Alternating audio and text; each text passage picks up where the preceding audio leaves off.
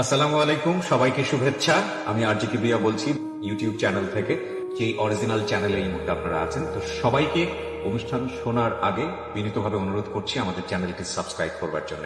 এখানে সাবস্ক্রাইব বাটনটি আছে, প্লিজ ক্লিক করবেন। পাশে একটা বেল বাটন আছে, বাটনটি অন করে নেবেন। সবার প্রতি রিকোয়েস্ট থাকছে। Thank you very much. প্রিয় শ্রোতা, আপনাদের সবাইকে আমন্ত্রণ জানাচ্ছি জীবন গল্পের আরো একটি এপিসোডে আপনারা সবাই কান পেতেছেন, এবং এই অনুষ্ঠানটি একযোগে আপনারা যারা শুনছেন, বিশেষ করে দেশের বাইরে যারা শুনছেন, তাদের সবাইকে বিশেষভাবে আমন্ত্রণ জানিয়ে শুরু করছি আজকের এই এপিসোডটি। প্রথমে আপনার নামটা একটু বলুন প্লিজ। আমার নাম মোসাম্মদ ঝর্ণা বানু সুইটি। ঝর্ণা বানু সুইটি, আপনার বয়স কত বলতে? 32। 32 বছর বয়স। জন্ম জেলা কোথায়? রাজশাহীতে। আপনি কি রাজশাহী থেকে এসেছেন নাকি ঢাকাতে থাকছেন? না, আমি ঢাকাতেই থাকি। ঢাকাতেই থাকছেন। 2010 সাল থেকে ঢাকাতেই আছি। আচ্ছা, ঠিক আছে। 9 বছর যাবত আপনি ঢাকাতে আছেন। তো এই জীবন গল্প বলতে আসার পেছনে নিশ্চয়ই কোনো না কোনো উদ্দেশ্য আছে। মোটা দাগে উদ্দেশ্য আসলে দুটো। একটা হচ্ছে যে অনেকেই আসে এখানে শুধু মন খুলে মনের কথাটা বলার জন্য, আর অনেকেই আসে ঠিক আছে আমার জীবন গল্প এরকম একটা ঘটনা ঘটে গেছে বা আমি এটা করেছি, সুতরাং আমার কাছ থেকে তোমরা শিখো বা একটা মোটিভেশন নাও বা একটা মেসেজ নাও। আপনার উদ্দেশ্যটা আসলে বলুন। আমার উদ্দেশ্য হচ্ছে একটাই, যে আমি খুব নিম্ন একটা জায়গা থেকে এসেছি, যেখানে একটা মেয়ে ক্লাস 8 পার হতে পারে না। আমি এখানে কিছু ইন্সপায়ার করব কিছু মানুষকে, দেন আমার মনের কথাগুলো আমি ফ্রি ফ্রাঙ্কলি এখানে বলতে চাই। ওকে, ফ্রি অ্যান্ড ফ্র্যাঙ্কলি তিনি বলতে চান। আমরা পুরো গল্পটা শুনবো। সুইটির গল্প আজকে। 32 বছর বয়সের সুইটি আমাদের সঙ্গে আছেন। তার মূলত বাড়ি হচ্ছে রাজশাহী। তো শুরু করুন আপনি যেখান থেকে বলতে চান, প্লিজ। প্রথমত আমার ফ্যামিলি পরিচয় দিই। আমরা 2টা ভাই 2টা বোন। জি। আমি সবার ছোট। জি। বোন বড়, মিডিলে 2 ভাই। আমার দাদা ছিলেন বিশাল ধনী, মানে ওয়ান কাইন্ড অফ জমিদার মতো বলা যায়। আর অত্র গ্রামে যত লোক আছে সবাই আমার দাদার কাছেই মানুষ হয়েছে। মানে এমন একটা ফ্যামিলি ছিল আগেকার মানুষ। উনি অনেক সহজ সরল একটা মানুষ, এবং উনি সেই সময়তে ঘোড়া নিয়ে বিভিন্ন জায়গায় বিচার আচার করতেন। ওরে বাবা, সম্মানী লোক। হ্যাঁ, আমার বাবাও কিন্তু তাই করতেন। পরে কালক্রমে দেখা যায় আমার দাদা অত্যন্ত সহজ সরল লোক, এবং গ্রামে কিছু লোক আছে যারা আমার দাদার সরলতার সুযোগ নিয়ে প্রচুর জমি নিয়ে রাখছে। আমার দাদি আবার অত্যন্ত রাগী একটা মানুষ, এবং দাদা ছিলেন অত্যন্ত সুন্দর একটা মানুষ। আব্বু কিছু করতেন না, এবং সে এতটাই জমিদার ছিল, প্লেটের বাটির মধ্যে সে হাতে ভরে রাখতো। দুধ যখন এখানে উঠতো তখন সে খেত, এরকম। তো আব্বু বিয়ে করলেন, আব্বু বিয়ে করবেন না। পাশের বাড়ি একটা আন্টি ছিলেন খুব সুন্দর, যাকে আমি এখনো মা বলি। তো উনাকে আব্বু খুব পছন্দ করতেন। আব্বু এসএসসি পরীক্ষা দিয়েছেন তখন 71 মেবি। তো উনি ফার্স্ট ক্লাস ফার্স্ট হয়েছিলেন, এবং 3 বিষয় লেটার পেয়েছিলেন। পরে আব্বু উনাকে বিয়ে করবে। আর আব্বু তখন, দাদা তখন আমাদের পাশের বাড়ি, গ্রামে একটা পাশের বাড়িতে, মানে যেটাকে বলে ধোপা, উনার 3টা মেয়ে, কিন্তু প্রচুর জমি। উনার বড় মেয়ের সঙ্গে আমার দাদা বিয়ে দিবেন। আচ্ছা। পরে আব্বু ওখানে বিয়ে করবেন না, আব্বু বিয়ে করবেন এই ফুফুটাকে, যাকে আমরা এখন মা ডাকি। এই নিয়ে একটা প্রচন্ড বড়, মানে দাদা জোর করছে ওই মহিলাটার সঙ্গে বিয়ে দেবে, আর আব্বু জোর করছে যে ওই ফুফুটাকে বিয়ে করবে। পরে যাই হোক, আরেকটা লোক আছে, ওনারা 7টা ভাই, মানে সমাজ একটা কালপ্রিট। তো 7টা ভাইয়ের মধ্যে একজন ওই ফুফুটাকে বিয়ে করবে, এরকম একটা গ্যাঞ্জাম বেঁধে তখন দাদা জোর করে নিয়ে যে আব্বুকে ওই আন্টির সাথেই বিয়ে দিল, মানে ধোপার মেয়েটার সঙ্গে, বড় মেয়ের সঙ্গে। তখন আব্বু বলল যে আমার যখন ওই আমার পছন্দ মতো মেয়ের সঙ্গে বিয়ে হলো না, আমি আমার পছন্দ মতো বিয়ে করবো। তখন আমার নানুর বাসাটা ঠিক একটা বিল আছে, বিলের ওই পারে। আমার নানুর বাসা থেকে আমার মাকে পছন্দ করেছে আমার নানু। আমার মায়ের অনেক কাহিনী আছে। আমার নানারও বিশাল ধনী ছিলেন, মানে এতটাই ধনী ছিলেন যে ওনারা যখন মাছ কাটতেন কুড়ালদা চিপতে হতো। আম্মাকে তখন নানু বিয়ে দিয়েছিল ছোটবেলাতে, 11-12। তো ওই সময় বলতে তা আরো, মানে কিছুই তো বোঝে না। তাও একটা বিবাহিত লোকের সঙ্গে আম্মা ওখানে বিয়ে থাকবে না, চলে আসছে পালায়। পরে আমার আব্বু পছন্দ করে। আমার আম্মা অসম্ভব সুন্দর একটা মহিলা ছিলেন, ওনাকে তখন বিয়ে করছে আব্বুদের জোর করে। তখন আব্বুর ঘরে হলো 2টা বউ। আমার দাদির একটাই কথা, তোমার 2টা বউ, তুমি সংসার করো একা, তুমি কোনো কাজ করো না, তোমার বউকে দেখবে। তো আমার দাদি আমার মাকে দেখতে পারতেন না, প্রচন্ড পরিমাণে গালিগালাজ, মারপিট, খাওয়াতে, যেটা আপনাকে গ্রাম বাংলা সে আগেকার শাশুড়িদের দজ্জাল শাশুড়ি যাকে বলে। আল্লাহ মাফ করুন, উনি মারা গিয়েছেন। অসম্ভব আমার আম্মাকে কষ্ট দিতেন। তো আমার বড় আম্মার সঙ্গে কিন্তু আমার আম্মার কোনো ঝগড়া নেই, মানে সতীনে সতীনে যে একটা কথা কাটাকাটি এটা নেই, মানে দু বোনের মতো। আর কোনোভাবে যখন আব্বু কভার করতে পারলো না, তখন একদিন প্রচন্ড মারপিট ঝগড়াঝাটি হতে হতে আব্বুকে আলাদা করে দিল। আব্বুর কিন্তু দুটো ওয়াইফ, আলাদা করে দিল তখন হাফ কেজি ময়দা দিয়ে। তারপরে এটা নিয়ে হাফ কেজি যখন ময়দা দিয়ে তাকে আলাদা করে দিল, তখন আব্বু বলল যে মা, তোমার এত বড় সংসার, এত ধন সম্পদ, সেই সময় ধরেন 120 বিঘা সম্পদ। আপনার দাদা কই তখন? দাদার তো কোনো কর্তৃত্ব ছিল না, মানে দাদি যেটা করতো সেটাই। আচ্ছা, তো তোমরা যেটা করছো, আমি একটাই ছেলে, তা হাফ কেজি ময়দা দিয়ে কেন আমাকে ভিন্ন করে দিলা? আমার আব্বু তখন একটা টিচারের চাকরি হলো, যেহেতু সে শিক্ষিত একটা মানুষ, তখন টিচারে যখন চাকরি হলো, তখন আমার বাবা বলে আমার একটা ছেলে সরকারের গোলামি করবে। আগেকার মানুষের যে মেন্টালিটি, তখন আমার আব্বু হতে রিড রাইটার, মানে মোহরি রেজিস্ট্রি অফিসে। সেখানেও তো তখন টাকা পয়সা তেমন ছিল না, সর্বসাকুল্যে আব্বু পরিবার চালাতে ব্যর্থ। তখন হাফ কেজি আটা যখন দিয়ে দিল, তখন আমার দাদা বলল, আব্বু বলল যে এত বড় সংসার থেকে আমাকে এতটুকু দিলাম, আমার লাগবে না। এই বলে চলে আসলো আম্মাকে নিয়ে এবং আমার সৎ মা।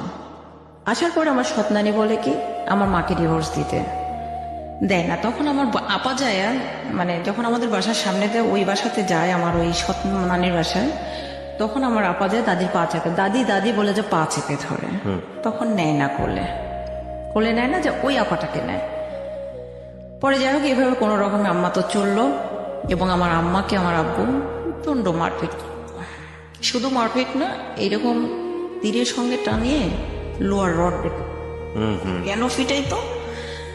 আম্মা সাপোজ একটা মাটির পাতিল নিয়েছে, এক মোট ধান দিয়ে আমার সৎ নানীরা লাগিয়ে দিয়েছে। আব্বু অফিসে আসার সময় বলছে, হ্যাঁ আমার মেয়ে থাকলে তো সংসার ধ্বংস হবে, এই হবে, কিন্তু অম্মুকের বউ দেখছি এত মন ধান দিয়ে যে পাতিল টাতিল নিল। বুঝলো না আব্বু কিছুই, লাগাইলো, ডাইরেক্ট এসে মারলো। এত মারতো আমি নিজেও দেখেছি। আমি বড় হওয়ার পরে প্রোটেক্ট করতাম, কিন্তু বড় ভাইয়েরা কেউ ভয় আব্বুর সঙ্গে কথা বলতো না। পরে এইভাবে যখন আম্মা চলে আসলো, আব্বুর কিছু ব্যাড হ্যাবিট ছিল, যেটা না বলি যেহেতু উনি মারা গেছেন। পরে এভাবে যখন চলে আসলো, আম্মু খেয়ে না খেয়ে সংসার নিয়ে আমাদেরকে পারলো। তখন দেখা যাচ্ছে তারপরে ওইখানে আসলো, আসার পরে আম্মা এভাবে দেখা গেল যে আব্বু রেজিস্ট্রেড অফিসে গেছে, কিছুই হয়নি। তখন আম্মু নানুর বাসায় গেল, যাই হয়তো চাল ডাল যা লাগে নিয়ে আসলো বা মামারা দিয়ে গেল। এভাবে পালতে পালতে দেখা যাচ্ছে আব্বু ওই টাকাগুলো দিয়ে অনেক সময় নেশা করতো বা মেয়েলি কিছু ব্যাপার ছিল। তো এগুলো নিয়ে আম্মা যখনই প্রতিবাদ করতো, তখনই প্রচন্ড আকারে মার খেত, পরিমাণ মার খেত যেটা বলার মতো না। এবং উনি মার খাওয়ার পর যখন সেন্সলেস হয়ে যেত, আব্বু তখন ডাক্তার নিয়ে এসে তাকে সেন্স ফিরাই, এরকম ছিল। এগুলো আপনি দেখেছেন? হ্যাঁ, এটা আমি দেখেছি। পরে এগুলো হওয়ার পরে একটা পর্যায়ে দেখা গেল আমার আপা বড় হয়ে গেল, বড় ভাই হলো, বড় ভাই হওয়ার পরে মেজো ভাই হলো, মানে ডিফারেন্সটা 2 বছর 2.5 বছর এরকম। আপনার পজিশন? আমি তো লাস্ট। আচ্ছা, কয় ভাই বোন আপনারা? আমরা 2 ভাই 2 বোন। তারপর ভাই 2 মিডিলে, বোন ফার্স্ট, আমি লাস্ট। পরে এভাবে তো চলে আসলো। পরে দেখা গেল যে আমার দাদা 1 কাঠা জমি আমার বাবাকে দিল না, সমস্ত সম্পত্তি সে বিক্রি করলো, খাইলো। এবং সে শেষ পর্যায়ে অন্যের বাসায় যে থাকলো, আমার ওই যে ফুপু বলছি না, আমার দাদির প্রথম পক্ষের যে মেয়েটা, তাদের বাসায় থাকলো। তো আমি যখন ক্লাস 3-তে পড়ি মেবি, তখন আমার দাদা চলে গেলেন, দাদি থাকলো। দাদি ওই ফুপুর বাসাতেই। আমি বলি ভাইয়া আমি সাইকেল চালাইতে পারি, মোটর সাইকেল চালাইতে পারি, আমি সবই পারি। তো আমার দাদি ওই বাসাতে যখন থাকতো, তো আব্বু আমাকে বলতো যে তুমি নিয়ে যেতে ওইটা দিয়ে আসো। দাদির কোনো কিছু খাবার লাগে কিনা, যা বলতো যে দেখো কিছু খাইতে চাই কি। কিন্তু আম্মু না দাদিকে সহ্য না, এবং আমার নানিকেও আমার বাবা সহ্য না। এবং মাঝে কিন্তু আমার ক্লাস 5-এ ওঠার পর আমার নানু মারা গেল, তার মানে 2জন চলে গেল, থাকলো 2জন। তা আমার একটা ছিল, আমার একটা নীতি আছে যে আমি যদি দেখি সবাইকে দেখবো। তো আমার দাদির কাছে যদি আমি খাওয়ার কিছু নিয়ে যাই, অবশ্যই আমার নানিও আছে, আমার মায়ের তো সে মা, তখন আমি নানির কাছে নিয়ে যেতাম। এটা নিয়ে আম্মা বলতো আমার মাকে কেন দেব না, আর আব্বু বলতো তোর মা আমাকে কি দিয়েছে। তখন বলে যে তোমার সন্তানগুলো কার টাকা দিয়ে তুমি মানুষ করেছ, আমার মা তো পালছে, আর তোমার মায়েরা তো শুধুই মেয়েদেরকে দিয়েছে। শুধুমাত্র 10 কাঠা জমি, যেটাকে বলে এউজ বদল করা, 10 কাঠা জমি আমার বাবা, 10 কাঠা না, 10 শতক 6 কাঠা জমি আমার আব্বুকে দিয়েছিল আমার দাদা। সেই জমির উপরে বাড়ি আছে, মানে মাটির বাড়ি আমাদের। তো প্রথমে তো কঞ্চির বেড়াতে কাদাতে লেপে আম্মা প্রথমে যে বাসাটাতে চলে আসে, এর মাঝে কিন্তু আমার সৎমায় ডিভোর্স হয়ে গেল 71-এর পরে। পরে বহুবার আমার আম্মা নিতে গেছে, আমি দেখছি, আমি ক্লাস 9-এ ওঠার পরে আমার আম্মা নিতে গেছে, ওরা আর আসে নাই। আমার সৎনানির বাবার অনেক সম্পদ ছিল, 3টে মেয়ে। আমার বড় আম্মা ছিল বড়, কিন্তু স্টিল নাও আমার বড় আম্মাদের সাথে আমাদের কোনো ঝগড়া নেই, আমার আম্মার সঙ্গে কখনো তার কোনো প্রবলেম হয়নি। যাই হোক, এইভাবে চলতে থাকে। কিন্তু আব্বু দেখা যেত রেজিস্ট্রি অফিসে কাজ করতে করতে, এখানে একটা নাম বলে দেই, যদিও নামটা সদ্য নাম, সুজন। তার শ্বশুর মানে আমার বড় আব্বা, মানে আমার বাবার তো নিজের কেউ না, এটা হচ্ছে আব্বুর ফুফাতো ভাইয়ের ছেলে, ওনার নাম আব্দুল সালাম। সালাম বড় আব্বার জামাই সুজন। তো উনাকে তখন আব্বু, উনি তখন 2টা বিয়ে করেছেন, তখন উনি বললো যে আব্বু দাদাকে এসে বললো যে মামা আমার তো, আপনার তো অনেক আছে, আমার তো কিছু নেই, আমি তো খুব সমস্যায় পড়েছি, যদি ওর লাইসেন্সটা আমার নামে রিনিউ করে দেয় বা আমার নামে চেঞ্জ করে দেয়, তাহলে আমি একটু পরিবারটা নিয়ে বাঁচতাম। আব্বু দিয়ে দিয়েছে।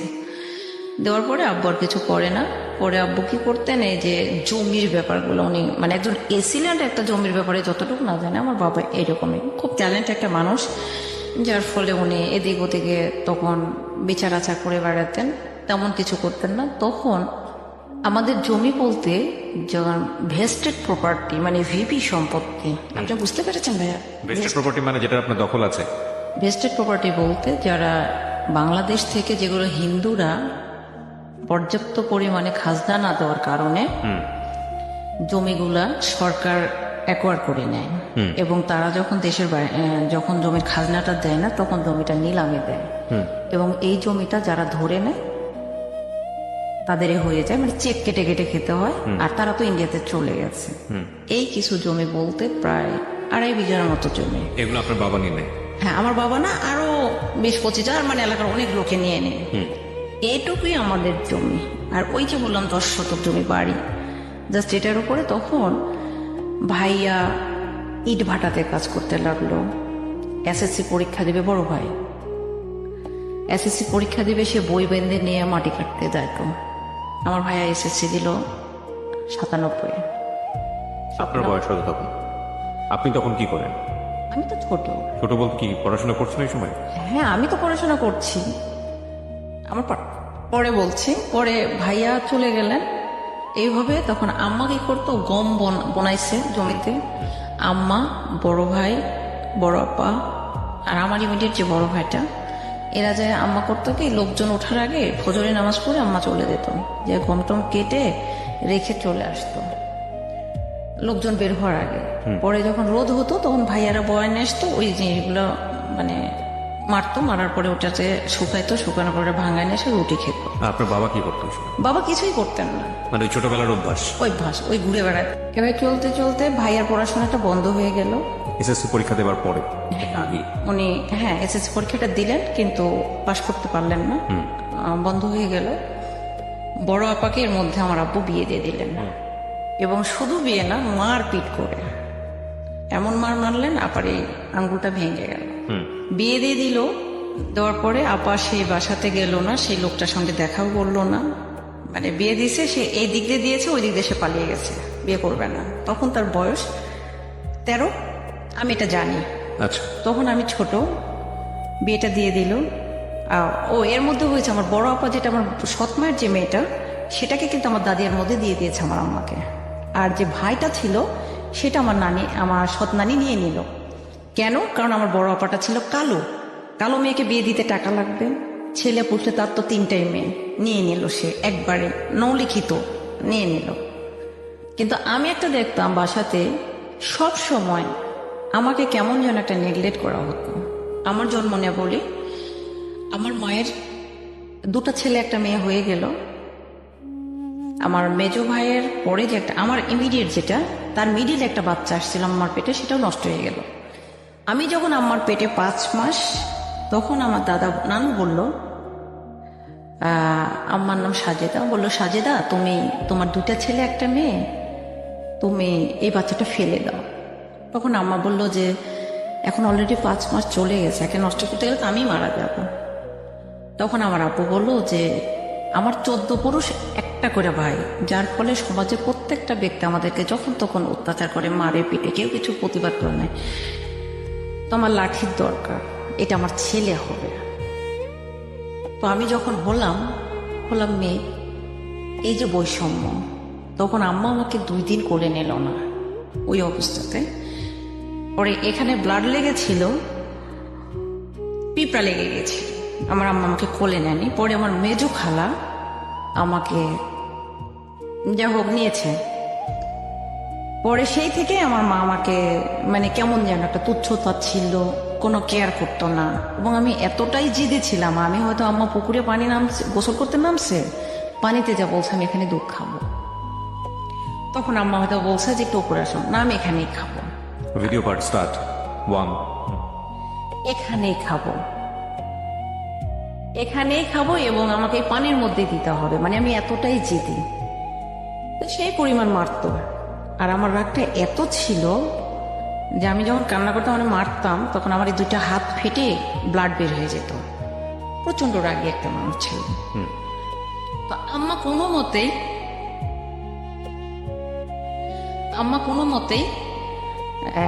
মানে প্রচন্ড মারত।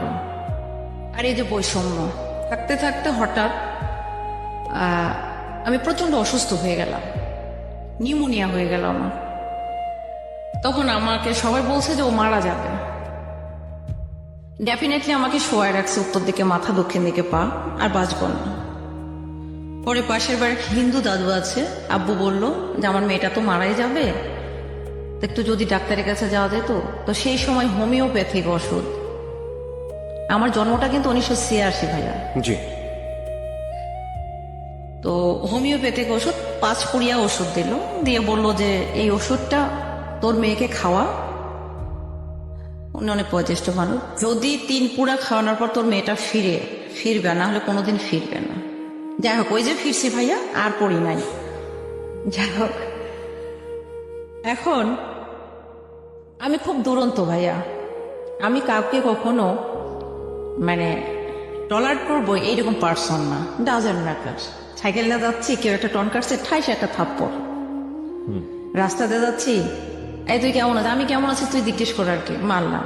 এলাকার এমন কোনো গাছ নেই, সে আম গাছ, তাল গাছ, বাঁশ, যেটা বলেন, আমাকে চেনে না এমন কোনো গাছ নেই। এমন কোনো ফলের গাছ নেই যে ফলের গাছওয়ালা বলতে পারবে না যে তার গাছের ফল আমি চুরি করে খাইনি। ওকে। মানে খুব দুরন্ত একটা মেয়ে। বাবা আমাকে ভালোবাসতেন, যথেষ্ট ভালোবাসতেন। মারতে লাগলে ভাইয়া প্রচন্ড মারতেন। এই যে চৈত্র মাস, আজকে কিন্তু আমাদের বাসায় ধান কাটছে, এই ধান জমিতে কাটতো, আমি ওইখান থেকে বয়ে নিয়ে আসতাম। 1 মণ 1.5 মণ ধান আমি মাথায় করে নিয়ে মাইলের বড় মাইল যাইতাম। আমি প্রচন্ড শক্তি পাই। তখন সবাই বলতো, এই তুই এত কাজ করিস কেন, তোকে বিয়ে দিতে কয় টাকা লাগবে রে, যে তোর বাবার সঙ্গে এত কাজ করতে হয়। আমি বলি না, আমি তো পড়াশোনা করব, আমি যদি পড়াশোনা করি তাহলে তো ওরা আমাকে পড়াবে না যদি আমি কাজ না করি। তো আমাকে যখন আমি ক্লাস 4-এ যখন পড়ি, তখন আমার বিয়ে হয়ে যায়। ক্লাস 4-এ? 4-এ। তো আমি বললাম যে ক্লাস 4-এ বিয়ে, আমি তো বিয়ে করবো না। তা আমি বিয়ে ভেঙে দিতাম। কিভাবে? ছেলে আসছে আমাকে প্রশ্ন করতে, ও একটা বলে আমি 4টা প্রশ্ন করতাম। আর পরে বলতাম, আপনার কি আমাকে পছন্দ হয়েছে? তখন বলতো যে আচ্ছা পরে কথা বলি। আচ্ছা ঠিক আছে, এবার ভাঙতাম। পরে যে কোনো বিয়ের কথা বললে আব্বু বুঝতে পারতাম ভাঙতাম, তো বললো যে ওর বিয়ে লাগলে ওকে যে প্রশ্ন করো, তোমরা যদি কেউ বিয়ের কথা বলো। কিন্তু গ্রামের কিছু লোক ভাইয়া আমার পিছনে লাগলো। এরা ভালোবাসার জন্য না ভাইয়া, এরা আমার হাতটা ধরে বুকে টানার জন্য না, এরা আমাকে নষ্ট করার জন্য। তারপরে আমার পেছনে লোক লাগলো, লাগার পরে দেখা যাচ্ছে ভাইয়া আমি স্কুলে যাচ্ছি, আমি 2 কিলো, 1.25 কিলোর মতো রাস্তা আমার বাসা থেকে। তো আমাকে এতটা রেস্ট্রিকশনে রাখতো, আব্বু সকালবেলা সাইকেলে করে নিয়ে যায় কিংবা মোটর সাইকেলে করে নিয়ে যায় আমাকে স্কুলে দিত, আবার আসার সময় নিয়ে চলে আসতো। যদি কখনো ভ্যানে আসতাম 1 টাকা কিন্তু ভাড়া ছিল, 2 টাকা ভাড়া ছিল। তো আমি ভ্যানে বসতাম, মোড়ের উপর ভ্যান, আমি রেডি হয়ে আমার আব্বু আমার চুলগুলো বেনি করে দিত। আম্মা কিন্তু কোনো দিনই না, আব্বু চুলগুলো বেনি করে দিত, চুল বেনি করে দিয়ে বেঁধে দিয়ে স্কুল ড্রেস ইউনিফর্ম পরে ব্যাগটা নিয়ে আমি চলে গেলাম। মোড়ের উপর যা যখন আমি ভ্যানে চললাম, তো স্কুলে যে নামলাম, সাইকেল নিয়ে গেলে আমার 7 মিনিট লাগে, আর ভ্যানে গেলে 15 মিনিটের মতো লাগে। গেলাম, দেখা যাচ্ছে ভাড়া নিল না। কিরে তুই ভাড়া নিলি না? কই তোর ভাড়া একজন দিয়ে গেছে। কে? অমুক। তখন আমি ডাইরেক্ট এসে আব্বুকে বলতাম যে আব্বু এরকম তো ঘটনা ঘটছে। তখন ওই ছেলে আম্মাকে ডাকে ভাবি, অথচ আমাকে এগুলো প্রস্তাব করে। পরে চিঠি লেখে আমাদের বাসার অমুক জায়গাতে রেখে গেছে, পুকুরের ওই পারে তাদের বাসা। ছেলেটা দেখতে অনেক সুন্দর, কিন্তু ওর বাবার মা ছিল রাজাকার, ওরা রাজাকারের বংশ। ওর নানু ছিল শান্তি কমিটির চেয়ারম্যান, আচ্ছা। সেই সময় গুলি লেগে মারা গেছে। তো এই ক্ষেত্রে আমি ওদেরকে ঘৃণা করতাম। তো 1 দিন 2 দিন 3 দিন এভাবে চলতে চলতে তখন আমি ক্লাস 4-এ পড়ি। 4 থেকে 5-এ উঠছি। এর মধ্যে একটা মহিলা আমাদের জমিতে ফসল খাওয়াইছে, এটা নিয়ে আমি কথা কাটাকাটির পর্যায়ে আমি একদিন ওদের বাসার সামনে দিয়ে আমাদের জমিতে যাচ্ছি মরিচ উঠাইতে। তখন উনি একটা ঢেল মারছেন আর মেয়ে, এইখানে আমার লাগছে। তখন যে আমি বলছি, আমি হাফ প্যান্ট স্যান্ডো গেঞ্জি পরে আছি, বড়ম্মা দেখেন তো আপনার মেয়ে আমাকে ঢেল মারছে। উনি এসে আমাকে মারতে লাগছে মানে 5-7 জনে ধরছে। ধরার পরে আমাকে মারলো। তখন বড় আপা দৌড় মেরে আম্মাকে যে বলছে, আম্মা আস্তে আস্তে আমি এদেরকে ফেলে টেলে দিয়ে মেরে টেরে দৌড় মেরে গেছি। যাওয়ার পরে আমার আম্মাকে নিয়ে যে ওর একটা বাসার মধ্যে, মানে এর মধ্যে শুরু হয়ে গেছে। আব্বু নেই, শুধু আমি, বড় আপার আম্মা নিয়ে যে মারছে। তো আম্মাকে এমনভাবে মারছে একটা বাসার মধ্যে নিয়ে যে, যেখানে আমি যে বলতেছি আমার মা কই, খুঁজে পাচ্ছি না। যখন মাকে যে ধরছি, যে দেখি যে আমার মাকে মারছে, তখন আমি যখন গেছি তখন আমার চুল ধরছে, আমার চুলগুলো কিন্তু ছোট ছোট হয়ে ধরছে। তখন আমি আবার কোনো মতেই আমার মায়ের চুলও ছাড়ছে না, আমার চুলও ছাড়ছে না। তখন 4-5 জন ছেলে আছে, ওরা সবাই মিলে। তখন আমি ওনার এই আঙ্গুলটা কিন্তু কেটে নিয়েছিলাম কামড় দিয়ে। নেওয়ার পরে বিচার আসলো। এটা নিয়েছিলেন মানে কি আঙ্গুল একদম পুরোপুরি কেটেই ফেলেছিলেন? এই আঙ্গুলটা মানে চুল ছাড়ছে না, তো আমারটাও ছাড়ছে না, আমারটাও ছাড়ছে না। হ্যাঁ। আমরা 2টা মানুষই মাটিতে লুটোপুটো খাচ্ছি, ওরা মারতেছে। ওকে। তো আমি বাঁচার জন্য তো কিছু একটা ওয়ে দেখতে হবে, কারণ ওনার হাতটা যখন আমার মুখের মধ্যে আসছে, আমি যে কেটে নিয়েছি তবু সে চুল ছাড়ছে না। তখন আমি ওখান থেকে কোনো রকম আম্মাকে সেভ করে নিয়ে আসলাম। তারপরে ওরা মামলা করলো অ্যাটেম্প্ট টু মার্ডার, এটা আঙ্গুল। আঙ্গুল দেখিয়ে? হ্যাঁ, মার্ডারের মানে ওরা হসপিটালে ভর্তি হলো, হয়ে কেচ করলো, করার পরে কেচে তারপরে এক সময় মীমাংসা আসলো। আসার পরে পুরো বাড়িতে আমি একা থাকতাম। দেখেন, আমার ভাইয়া ছিল না, আব্বু ছিল না, শুধু আমি, বড় আপার আম্মা। আমি তো ছোট, ক্লাস 5। কেসটা করেছে কার নামে? কেসটা করেছে আব্বুর নামে, বড় ভাইয়ের নামে, বড় আপার নামে, আম্মার নামে।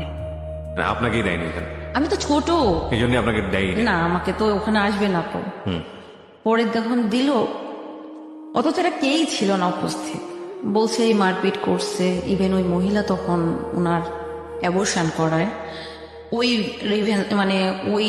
রিভেন্স ইয়েটাও দিয়েছে, আমাদের ব্লেমটাও দিয়েছে যে আমরা মায়েরা ওনার বাচ্চা অ্যাবর্শন করে দিয়েছি। সে মামলা করলো, কয়েকবার কেছে হাজিরা দিল, পালিয়ে পালিয়ে থাকলো। পুরো বাসাতে আমি একা।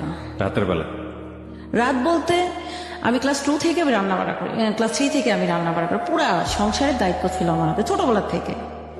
এবং আমি যখন স্কুলে যেতাম, আমি রান্না করতাম, জমিতে নিয়ে যে খাবার দিয়ে আসতাম, তারপরে নিজে খেতাম, তারপর স্কুলে যেতাম, স্কুল থেকে আসতাম, আবার দুপুরে রান্না করতাম, কাজের লোকদের খাওয়াতাম, আবার থালা বাসন মেজে নিয়ে আবার পানি টানি উঠিয়ে নিয়ে আবার রাতে রান্না করতাম। আমি যখন পড়তে যেতাম তখন বাজতো রাত 10টা, এরকম ছিল। আমি একটা কাজে জব দিলে আমার মা যেমন পিটাইতো, আমার আব্বু পিটাইতো, আমার আপাও পিটাইতো। মানে আমি কাজটা পারবো না, এই কথাটা আমি কখনো বলতে পারবো না। পরে যখন ওনারা মারলো তখন কেস হয়ে গেল, যাওয়ার পরে ওনারা তখন মীমাংসায় বসলো।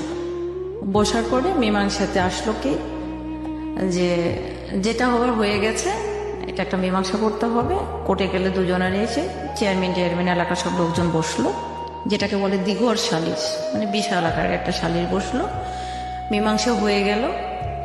এখন যে লিখিত দুই পক্ষ সাইন করে যে একটা লিখিত হলো, এই কাগজটা তো থানাতে পৌঁছাইতে হবে, তবে না পুলিশ চুপ থাকবে। চেয়ারম্যান তখন কি করলো, ওই সময় 1986 সাল 96 সালে চেয়ারম্যান তখন ওই কাগজটা থানাতে পৌঁছালো না পৌঁছায় উনি রেখে দিল আমাদের বিরোধী দলের কাছ থেকে। উনি ওই সময় 10,000 টাকা ঘুষ খেল। পুলিশের কাছে পৌঁছায় না, পুলিশ চলে আসছে বাসায়, এসে আব্বুকে ধরে নিয়ে গেল, বড় ভাইকে ধরে নিয়ে গেল। তখন পুলিশ এসে বলছে মহসিনকে, মানে আমার ভাই তো গোপে উঠে নাই, মহসিনকে। তো বললো যে আমার আম্মা বললো আমার ছেলে এটাই। আর মহেশ আব্বু তো শুয়েছিল, কারণ আমরা তো জানি যে জমা দিয়ে দিয়েছে, চলে গেল। এর মধ্যে আমাদেরকে বয়কট করে রেখেছে। মানে গ্রাম সালিশে বয়কট, হ্যাঁ বয়কট এক ঘরে করে রাখা, এক ঘরে করে রেখেছে। সেটা হচ্ছে ওই যে ফুপুটার কথা বললাম যার সঙ্গে আব্বুর বিয়ে হলো, উনি যে লোকটাকে বিয়ে করেছে ওই লোকটার সঙ্গে উনি অবৈধভাবে ধরা খাইছে। এটাতে আমার আব্বু হচ্ছে মানে ওনাদের সাথে কথা বলেছিল, এটাই ছিল আমাদের অন্যায়। মানে যারা বিভিন্ন বিষয়গুলো ইকুয়েশন করে একসাথে পেনাল্টি হয়ে গেছে। হ্যাঁ, এখানে বয়কট করে দিয়েছে। এখন বয়কট করার পরে তো কেউ আমাদের সাথে কথা বলছে না। দৌড়ে নিয়ে চলে গেল পুলিশে, পিকআপে তুললো। আম্মা তো সেই কান্নাকাটি। পরে আমি আম্মার সঙ্গে আর একটা প্রতিবেশী একটা মামা ছিল, উনি তখন বললো যে তোরা চলে যা, আমি গোপনে আসি, কারণ জানতে পারলে তো সমস্যা, আবার আমাকে এক ঘরে করবে। পরে আমরা গেলাম চেয়ারম্যানের বাসায়। উনি যে দেখি খেয়ে দিয়ে রিল্যাক্স মোডে আছে, বোঝাই যাচ্ছে যে উনি জানতে বিষয়টা, হ্যাঁ ঘটনাটা ঘটাইছে। তার মাঝে হাত পা ধরে কান্না করছে, বড় ভাই এই ঘটনা। কই আমি তো জানি না আসলে ঘটনাটা এমন ঘটলো। তখন আমি ডিরেক্ট বললাম, মানে আমার প্রতিবাদী একটা স্বভাব, আমি ডিরেক্ট বললাম আপনি জানেন না, তাহলে কাগজটা কেন থানায় যায়নি? আপনি না ইউনিয়নের চেয়ারম্যান, কাগজটা যদি আপনি পৌঁছাইতেন তাহলে তো আজকে আমার বাবাকে ধরেন। বলছে তুমি ছোট, আমি ছোট মানুষ কেন, আপনি লিগেলি কথা বলেন। এই বলে আম্মা বললাম আম্মা এখানে কোনো কথা হবে না, তুমি চলে আসো। আমার ভাই 3 দিন পর জামিন হলো, আব্বুর জামিন হলো 21 দিন পর। এরপর থেকে আমার বাবার কাছে আমি কালার, কারণ ওই যে মারামারি, মানে তোমার কারণে আমি জেল কেটেছি। হ্যাঁ এটা ব্লেম আসলো। পরে আমি পরিবারের চোরের মতো থাকলাম। তখন 6 গেল, 7-এ উঠলাম। তখন আমার পরীক্ষা কিন্তু ভাইয়া ফাইনাল। তারপরে আব্বু আসলো, আসার পরে তো সেই রকম তার রুরু আচরণ, একই তো আমি মার খাই। এমনও দিন গেছে ভাইয়া যে তরকারিতে 5টা-7টা তরকারি রান্না করতে হয় আমাকে, রান্না করি, যে তরকারিতে লবণ কম হয় সেই তরকারিটা আমাকেই খেতে হবে, লবণ বেশি হলে সেটা আমাকেই খেতে হবে, ঝাল বেশি হলে সেটা আমাকেই খেতে হবে। কেন হয়েছে বেশি? তো মাছের যদি মাছ খেতে যাই, মাছের মাথা ডাইরেক্ট এইভাবে বলতো। ও আরেকটা কথা বলে দিই ভাইয়া, আপনি এটা মিউট করবেন কিনা আমি জানি না, আমি আগে বলে রাখলাম। আমি জন্মের পর থেকে একটা শব্দই বাসায় শুনে এসেছি, আপনি পারলে মিউট করে নেন, বেশ্যা। আমি যে কোনো কথা বলে তুই তো বেশ্যা। আমি তখন প্রশ্ন করতাম বেশ্যা শব্দের অর্থ কি? টাকার বিনিময়ে কারো বিছানায় গেলে তাকে বেশ্যা বলে। তো আমি ভালো রান্না করিনি, আমি কাজে জব দিয়েছি, আমি এটা করতে পারবো না, তাহলে আমি বেশ্যা হয়ে গেলাম। এই শব্দটা আমি মা, ভাই, বোন, বুদ্ধি হওয়ার পর থেকে, এবং বাবা। আর একটা কথা, পাগল। এই 3টা জিনিস। স্কুলে গেছি, বাসায় ফিরছি, আমি ক্লাস 8 থেকে বরখা পড়ি, বাসায় ফিরছি, আমার মা ডায়েরি বলে নাং করতে গিয়েছিল, কয় টাকা নিয়ে আসলি? বাসার কাজ ফেলে, বাসার কাজ করে যদি পড়তে পারিস পড়বি, না হলে না। প্রতিনিয়ত এত মার, পৃথিবীতে মানুষ মার খায়, এতটা খায় আমি জানতাম না। তারা তো আমার নিজের বাবা মা ছিল। তখন আব্বু যখন আসলো, তখন আমার প্রতি অত্যাচারটা আরো বেড়ে গেল। এতটাই বেড়ে গেল যে আমার মুখ চোখ দেখার বুদ্ধি ছিল না। প্রত্যেকটা গ্রামের, আমার যে গ্রামের 99 ঘর লোক একদিকে, আমরা একটা একদিকে, ওখানে যদি 10টা আমাদেরকে যদি কেউ মেরে ফেলে থেকে যায় তবু কোনো প্রমাণ দেবে না মানুষ। এইরকম সবাই শত্রু, তবু তারা বলতো যে তোদের ভাগ্য গুণে এরকম একটা মেয়ে পাইছিস।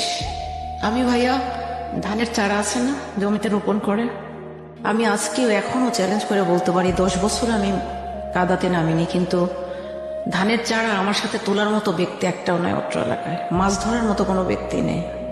আমি যে বেলা কাজ করেছি ভাত পেয়েছি, যে বেলা কাজ করি নাই সে বেলা আমি ভাত পাই নাই। আমার চোখের সামনে শিকাতে ভাত, তাকের উপর ভাত রাখা আছে, পাতিলেও ভাত রাখা আছে, কিন্তু আমি যখনই ভাতটা খেতে গেছি তখনই আমার পিঠে মার পড়ছে। একজন মারে নাই, মা মেরেছে, বাবা মেরেছে, ভাই মেরেছে। আমি যদি 7 দিন বিছানায় পড়ে থাকছি জ্বরে, বাবা যে মাথায় হাত দিয়েছে, মা কোনোদিন যে জিজ্ঞেস করেনি কি হয়েছে তোর। আমি জানি না কেন তাদের এত ঘৃণা। হ্যাঁ, আমি উশৃঙ্খল ছিলাম, আমি ডান পিঠে স্বভাবের ছিলাম। এদিকে ক্লাস 7-এ ওঠার পর আম্মা আবার প্রেশারের রোগী, উনি তো পড়ে গেলেন, উনি তো কোনো আগুনে যাইতে পারেন না। আমি কখনো বলতে পারবো না আমার মা এক প্লেট ভাত নিয়ে এসে আমাকে রান্না করে মুখের সামনে দিয়ে বলছে তুই খা, কারণ বড় আপা ছিল, ওই যে সৎবোন, উনি রান্না করতেন, তারপরে আমার আপা। তো এমন ছিল যে আমি স্কুলে গিয়েছি, এসে দেখা গেছে যে আমি আবার 22 বছর, আমার 22 বছর পর্যন্ত আমি কোনোদিন মাছ মাংস খাই নাই। আমার লাইফে আমি সবজি, ডিম, খুব বেশি ছোট মাছ, আমার লাইফে আমি মাছ মাংসটাকে মানে ঘৃণা লাগতো, বেসিক্যালি সত্য কথা। এরপরে এসে আমি খেতাম না, কিন্তু ছোট মাছটা আমি পছন্দ করতাম। আমি বুঝতাম না, কখনো খুবই ভালোবাসছে, কখনো এত মার মারছে। টিভির প্রতি আমার খুব লোভ। ক্লাস 3-তে যখন উঠলাম, টিভি কিনলো, টিভি দেখতে যাই মানুষের বাসায়, বকাবকি করে। বাসায় যখন আসি, আব্বু টিভি কিনলো, যে যা আমার মেয়ে টিভি দেখতে চাইছে, সে এনজিও থেকে ঋণ উঠায় নিয়ে উনি টিভি কিনছে আমার জন্য। টিভি দেখতে গেলে মার খায়, পড়তে বসলে কিছু বলে না, কিন্তু আম্মার কথা সব কাজ শেষ করে তোমাকে পড়তে হবে। তরকারি হয়তো 3টা রান্না করেছি, 2টা ভালো হয়েছে, একটা খারাপ হয়েছে। যে 2টা ভালো হয়েছে সেই 2টা হয়তো আমি চোখেই দেখি নাই, কিন্তু খারাপ যেটা হয়েছে সেটা টোটালটাই আমাকেই খেতে হবে, কারণ আমি খারাপ করে রান্না করেছি। এইভাবে চলতে থাকার পরে ক্লাস 7-এ বার্ষিক পরীক্ষা দেওয়ার পরে 6 থেকে 7-এ উঠলাম, বড় আপার বিয়ে হয়ে গেল। 8-এ উঠলাম, 7-এ যখন বার্ষিক পরীক্ষা দিলাম, বড় ভাইয়াকে বিয়ে দিয়ে দিল। ভাইয়াকে মেয়ে বিয়ে দেওয়া আর একটা কাহিনী। আমি গেলাম, বড় ভাই যাবে মেয়ে দেখতে, তো সবাই বলতেছে মেয়ে যখন দেখতে যাবে তো ছেলে মানুষদের তো মেয়ের বাসার ভিতরে তো ঢোকা একটা সমস্যা না, গ্রামের ব্যাপার। তো বলছি তাহলে আমি যাই। তো আমি যেয়ে দেখি আমার উপর ক্লাসে পড়ে আমার ভাবি। ওকে, তো আমি বলছি কি ব্যাপার, করছি তুমি? তা ভাবির বাবার বাসার সাথে আবার আমার বড় ভাই একটা ফ্রেন্ডের বাসা। তো ভাইয়া, আমি আর বড় ভাই গেলাম, দেখলাম ভাইয়া বলতেছে কালো মোটা মেয়ে এসে, আমার ভাইয়া কিন্তু ফর্সা চিকন। এখন দেখার পরে আব্বু পছন্দ, আমি বললাম আব্বু মেয়েটা দেখতে ময়লা হলেও, আমি যেহেতু ওনাকে স্কুলে দেখছি, উনি যথেষ্ট ভদ্র একটা মেয়ে, আমি যে ভদ্র আর ফ্যামিলিও ভালো, তো ওইদিকে তো মনে করেন ডাউরি সিস্টেমটা বোঝেন আপনি। তো আমি বললাম যে টাকা পাবে, মেয়ে ভালো, কিন্তু গায়ের রংটাই হয়তো কালো। আব্বু গেল দেখতে মামাদেরকে নিয়ে, দেখে টেকে পছন্দ হলো, রাতারাতি বিয়ে শেষ। এখন বিয়ে, মেয়েটা কালো, আমার ভাই ফর্সা, এই যে মার শুরু হলো আমার উপরে, তুই পছন্দ করছিস। তো আপনারা বিয়ে দিলেন কেন? আমার কথা হচ্ছে যে আমি না হয় দেখে আসলাম, কিন্তু আব্বু তো চোখ বন্ধ করে ছিল না। না, আমার প্রশ্নটা সেটাই, তা আপনারা দেখে শুনেই তো করলেন। আব্বু বলে যে যেটা হবার হয়ে গেছে, কিন্তু আব্বু তো কেউ কিছু বলতে পারছে না, সব দোষ আসে আমার ঘাড়ে। বাসার যাই যে করে শুধু পিটন এসে আমার পিঠে পড়ে। তখন আমি বললাম যে দেখো তোমরা ইন্ডিয়ান নায়িকাও নিয়ে আসতে পারো, কিন্তু কালকে এসে তোমাকে ভাত দিল না, আলাদা হয়ে গেল। কিন্তু কালো মেয়ে তোমার সংসারটা যদি ধরে রাখে তাহলে কি হবে? স্টিল না, সে এক জায়গাতে আছে, জয়েন্ট ফ্যামিলিতেই আছে, এবং এখন পর্যন্ত তার সম্বন্ধে একটা বাজে মন্তব্য কেউ করতে পারবে না, এত ভালো সে মেয়ে একটা। যাই হোক, এটাও গেল। এখন পুরা ভাবির সংসারের দায়িত্ব নিল। তারপরে ভাইয়া আমি এসএসসি পরীক্ষা দিব, এর মধ্যে আম্মা অসুস্থ। আমার ক্লাস 9-এ ওঠার পরে আমার অ্যাপেন্ডিসাইটিসে একটা ব্যথা ধরা পড়লো, নাটোর দেখালাম, ওনারা বললো যে ওর অ্যাপেন্ডিসাইটিস হয়েছে। তাব্বু বললো যে সামনে তো পরীক্ষা, এখন তার অপারেশন করা যাবে না। আমার আবার ফাইলস, আম্মার ফাইলস, তখন আম্মাকে নিয়ে যে অপারেশন করা হলো, আম্মাকে নিয়ে তো আছি। রাত 10টা 11টা 12টা ভাত উঠে রান্না করতে হয়, তাই যখন যেটা চায় সব কিছু করতে হয় আমাকে। কিন্তু এই যে সব করার পরও বেশ্যা। সাপোজ আমি রান্না করতে করতে উঠে গেছি, না করতে গিয়েছিলি, বেশ্যাবৃত্তি দিতে গিয়েছিলি, তুই তো বাজারে যাস, কলেজে যাস না, তো স্কুলে যাস না, তো বেশ্যাবৃত্তি দিতে যাস। এই জিনিসগুলো ভাইয়া আমার মাথাতে এতভাবে মানে রিয়াক্ট করতো, মাঝে মাঝে মনে হয়তো আমি সুইসাইড করব। তখন থেকে আমি ঘুমের বড়ি খেতাম, প্রচন্ড আকারে খেতাম। খেতে খেতে এভাবে চলতো, সকালে উঠতে পারতাম না। তারপর আমার বাসায় একটা, এভাবে চলতে চলতে একদিন মায়ের অপারেশন হলো। এরপর আমার এসএসসি পরীক্ষা আসলো, তখন তো বললাম আমার অপারেশন হচ্ছে, বাসায় ধান কাটার লোক লাগছে। ইভেন আমার মাকে দেখবো, ধান কাটার লোককে খাইতে দেবো, বাসা দেখবো, ভাবি তো একা না আমি। ও তো ভাই আবার আলাদা হয়ে গেল। আলাদা হওয়ার পেছনে কারণ কি, আমার একটা বিয়ে লাগলো। ছেলেরা যৌতুক নেবে একটা মোটর সাইকেল, আর আমাকে 3 ভরি স্বর্ণের গহনা দেবে। ছেলেটা একটা এনজিওতে চাকরি করতো। ছেলেটা দেখতে সুন্দর ছিল, সবই ভালো, ছেলেটা আমাকে পছন্দ করতো। কিন্তু আমি বলি ভাইয়া, আমার লাইফে হিউজ পরিমাণ ছেলে আমাকে অফার করছে, শুধু ভালোবাসা পেয়েছে। কিন্তু সব সময় আমি একটা জিনিসই বুঝতাম, প্রেম করব, ভালোবাসা করব, আজকে বলবো, কালকে যদি ছেলে অস্বীকার করে মান সম্মান যাবে, বাবা ছোট হয়ে যাবে, নিজের পড়াশোনা নষ্ট। কিন্তু না, আমার এলাকায় আমি দেখছি কোনো মেয়ে এই এসএসসি পার হতে পারে না। সবাই ক্লাস 8 পার হতে গেলেই বিয়ে হয়ে যায়, সংসারে অশান্তি, 2 দিন পর ডিভোর্স, বাচ্চা কাচ্চা নিয়ে কেউ মেও, মারামারি, স্বামী পিটায়, চলে আসে। না, আমি এই সিস্টেমে থাকবো না। আমার ছোটবেলার থেকে একটাই ডেস্টিনেশন, আমি পড়াশোনা করব, নিজের পায়ে দাঁড়াবো, আমি আমার পরিবারের পাশে দাঁড়াবো। যেহেতু আমি গরিব ফ্যামিলির মেয়ে, আমি নিজে একটা কিছু করতে চাই এবং আমি আমার আইডেন্টিটি তৈরি করতে চাই। এইরকম একটা কমিটমেন্ট আমি যখন ক্লাস 3-4 পড়ি তখন থেকে এরকম একটা কমিটমেন্ট ছিল। তা আমার কথা হচ্ছে যে আমার মা আমাকে যত অত্যাচার করুক, বাবা আমাকে যত অত্যাচার করুক, পরিবার আমাকে যত খাইতে না দিক, যত কাজ করায় নেয়, আমি সকালবেলা যদি ঘুম থেকে না উঠতাম, আমার মা আমার চুলের মুঠি ধরে পরপর করে টেনে তুলতো। উঠতাম, ধরেন খড় কেটে মেলে দিতে হবে, ধান কেটে নিয়ে শুকাইছে, তো উঠতে পারতাম না, টেনে তুলতো, নিয়ে যে পুকুরের মধ্যে আমি কাটতে হবে। কাটতে কাটতে দেখা যাচ্ছে ওর মধ্যে আমি ঘুমায় পড়ে গেছি, আবার মার খাতাম।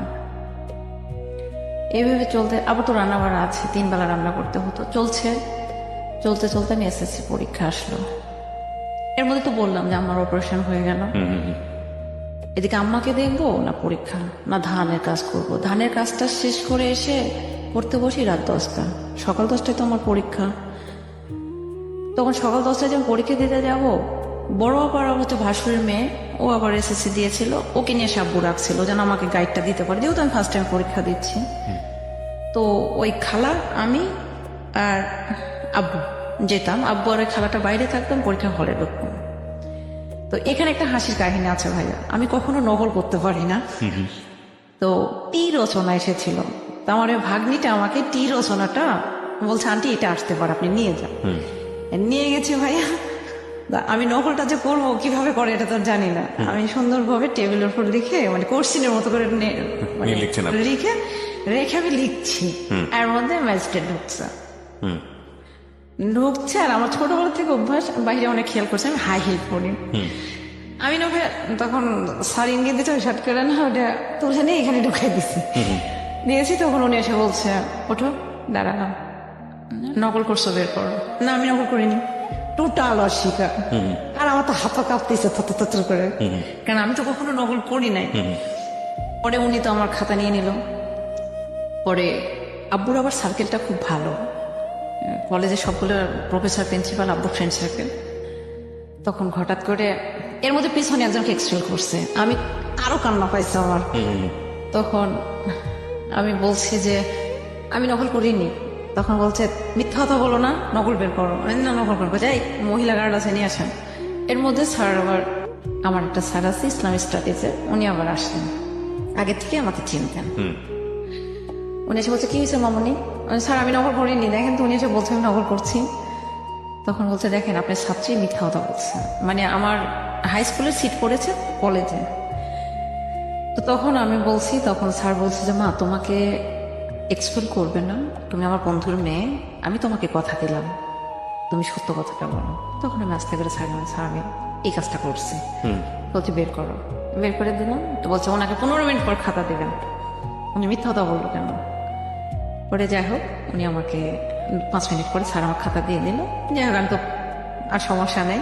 আর তখন থেকে আমি তো বলছি আমি জীবনে কোনোদিন নকল করবো না। তখন এটা গেল, যাওয়ার পরে পরীক্ষা দিলাম। পরে আমার বড় ভাই, আমার আব্বু বললো কি ও যদি পাশ করে তার চেয়ার টেবিল পাশ করবে। আমার খুব কষ্ট হলো, কারণ আমার দুর্বলতা অঙ্ক। আমি জীবনে কোনোদিন ইংলিশও প্রাইভেট পড়িনি, কখনো না। দেন ম্যাথও আমাকে কখনো টিউশনে দেয়নি, যদিও আমি আর্টসের ছাত্রী। পরে আমাকে বললো, তো আমি বলছি না আমার একটা সাবজেক্ট ক্রস যাবে, আমি ভালো করে বলতে পারি। কই যে কোনটা? আমি অঙ্ক। আসলে আমাকে ফেল করেছিলাম, পরে পরে দিয়ে পাশ করলাম। দেওয়ার আগে কি হলো, টাকা নেই। আমার আব্বু এনজিওতে তখন একটা ঋণ প্রস্তাব করলো। সেখানে গ্রামে প্রত্যেকটা লোক বয়কট, মানে একদিকে হয়ে আমার বাবাকে টাকাটা দিল না, যে আমার বাবা চিট করবে, টাকা মেরে খাবে, দিল না। তখন আম্মা তার কানের এই দুলটা, আব্বু আম্মাকে প্রচন্ড মারছে, বড় ভাইয়ের একটা টাকা নিয়ে মারছে। তখন দুলটা ভেঙে গিয়েছিল। তো আম্মা বলছে দুলটা যেহেতু ভেঙে গেছে, এটাই বিক্রি করে ওকে পরীক্ষাটা দেও। কাকে? আমাকে। এসএসসি এসেছে যে প্রথমবার ক্রস গেল, সেকেন্ড টাইম। হ্যাঁ সেকেন্ড টাইম পরীক্ষাটা দেওয়ালো, আমি পাশ করলাম। পরে আমি পাশ করলাম, কলেজে ভর্তি হয়ে গেলাম। কারণ আব্বু বলে তুমি এসএসসি পাস করছো, তোমাকে যদি আমি বিয়ে দিতে চাই ইন্টারমিডিয়েট পাস ছেড়ে রাখবে, তুমি যদি ইন্টারমিডিয়েট পাস করো ডিগ্রি পাস ছেড়ে রাখবে, তুমি ডিগ্রি পাস করলে মাস্টার্স পাস ছেড়ে রাখবে, তোমাকে তো এত টাকা দিয়ে আমি বিয়ে দিতে পারবো না। পরে আমার একটা বিয়ে লাগলো, ছেলেটা একটা মোটর সাইকেল ছিল, সবকিছু ঠিক হলো। কিন্তু ছেলেটার কথা হচ্ছে, মানে আমার বাবার একটা মানুষের, মানে পারিপার্শ্বিকের যে লোকগুলো ছিল, আমি আপনাকে আগেই বলছি যে আমার গ্রামের 99% লোক একদিকে, আর আমরা শুধু ওই যে বলছি একা, শুধু আমরা একা। তো সবাই বললো যে ওর বাপ চিট, টাকা পয়সা দেবে না, আগে মোটর সাইকেলটা নাও তারপরে বিয়ে করো। ছেলে বলে মোটর সাইকেলের চাবিটা আমার হাতে দিলে বিয়ে করবো, আপনার মতো ছেলেকে আমার প্রয়োজন নেই, আমি বিয়ে করবো না, আপনি উঠেন চলে যান। যাই হোক চলে গেল। তখন বড় ভাই আলাদা হয়ে গেল, যে আমাকে বিয়ে দিলে টাকা খরচ হবে, সে টাকা গ্যাপ পূরণ করতে তাকে পরিশ্রম করতে হবে, সো সে আলাদা হয়ে গেল। 2 বছর ছিল আলাদা। ভাবি কখনো আলাদা হয় নাই, উনি সব করতো আমাদের ফ্যামিলির। আমার ভাবিটা আমার মায়ের চাইতেও বেশি করেছে আমার জন্য। তখন পাস টাস হয়ে গেল, কলেজে ভর্তি হলাম। বাবা খুব প্রাউড ফিল করছে, এতদিন ধরে সে কখনো আমার পড়ার ব্যাপারে কোনো ইন্টারফেয়ার করে নাই, কিন্তু এখন সে খুব প্রাউড ফিল করছে যে আমি কলেজে ভর্তি হলাম। হওয়ার পর সে গভর্নিং বডিতে ইলেকশনে দাঁড়ালো, যেটা হচ্ছে অভিভাবক প্রতিনিধি। তো আগে যারা আছে তারা চ্যালেঞ্জ করে বলল যে তোর বাবাকে কখনোই হতে দেব না। তখন আমি ওখানে ওপেন ডিক্লার দিলাম, আমি সুইটি যদি বেঁচে থাকি আমার বাবাকে আমি ফার্স্ট মেম্বার বানিয়ে ছাড়বো। চ্যালেঞ্জ থাকলো, তোর বাবারা 10 বছর 20 বছর ধরে এখানে মেম্বারই করছেন, আমার বাবা ফার্স্ট আসছে, কিন্তু আমি তাকে ফার্স্ট মেম্বার বানাবো, বাজি থাকলো তোদের সাথে। আমি 750 স্টুডেন্টের বাসায় সাইকেল নিয়ে, ভ্যানে, হেঁটে আমি গেলাম, তাদেরকে কনভিন্স করলাম। ভোটে আমার বাবা ফার্স্ট মেম্বার হলো। বাবা খুব খুশি। খুশি হওয়ার পরে জীবনে ফার্স্ট আমার বাবা আমাকে একটা 3 পিস কিনে দিল। এই প্রথম? এই প্রথম।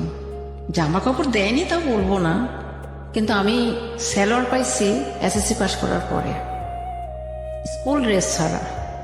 এর মধ্যে 2003 সালে আমি এসএসসি পাস করলাম, 4-এ আমার অ্যাপেন্ডিসাইটিসের অপারেশন হলো। এর মধ্যে লোকজন তো আমার পিছনে লেগেই আছে সবসময়।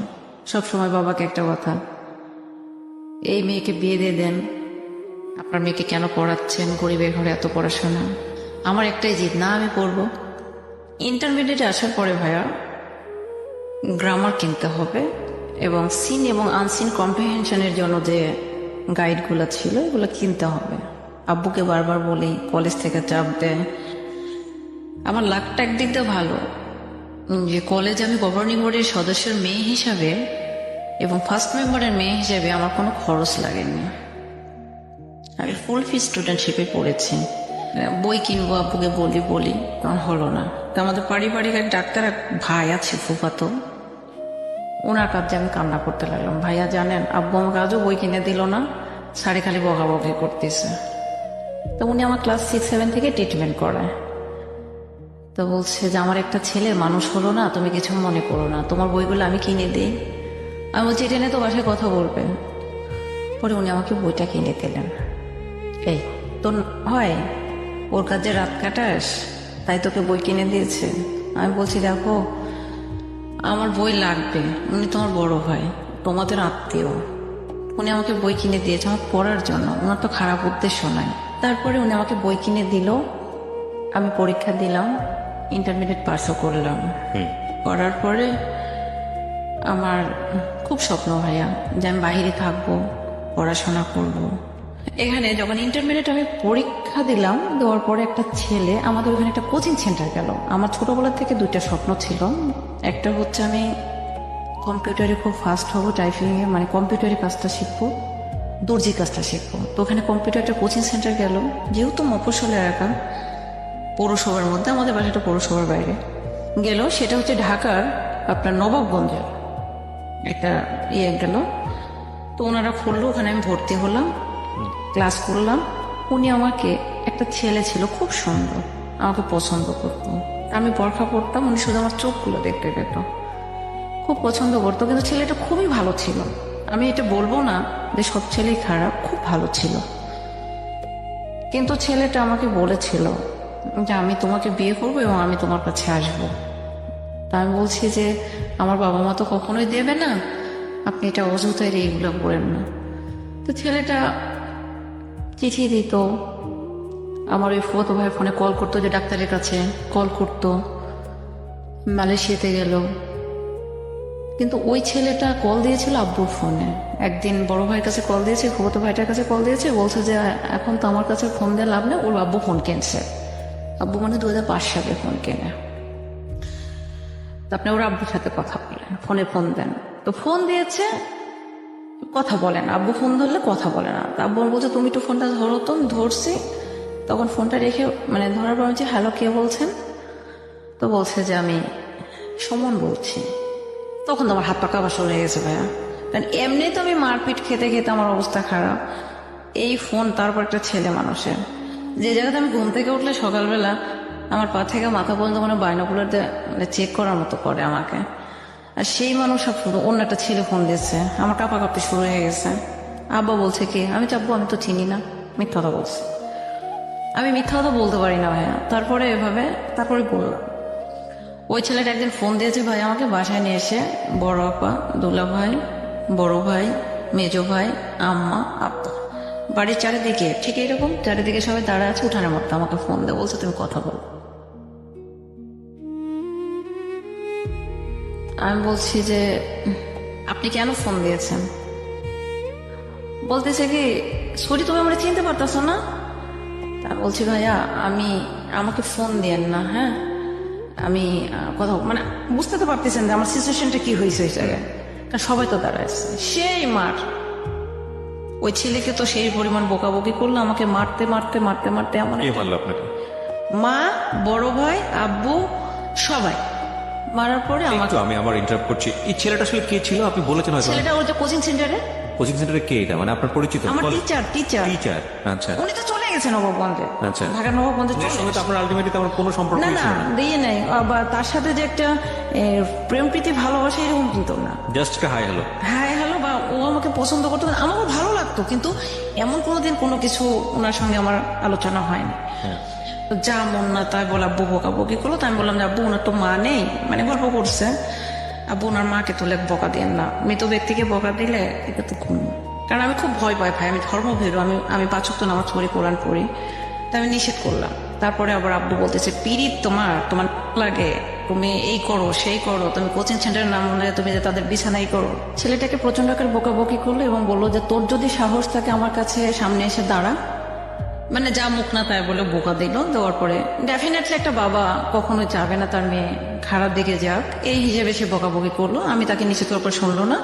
পরে ওনারা আমাকে আমার রুমেই থাকতো কীটনাশকের ইয়েগুলো, কারণ জমিতে তো আমিও কীটনাশক দিতাম, তো রুমে ছিল, দিল একটা দড়ি দিল, দিয়ে বাইরে থেকে রুমের তালা দিল, যে সকালবেলা যেন তোর মোড়া মুখটা দেখি। মানে কি করেছে আপনাকে?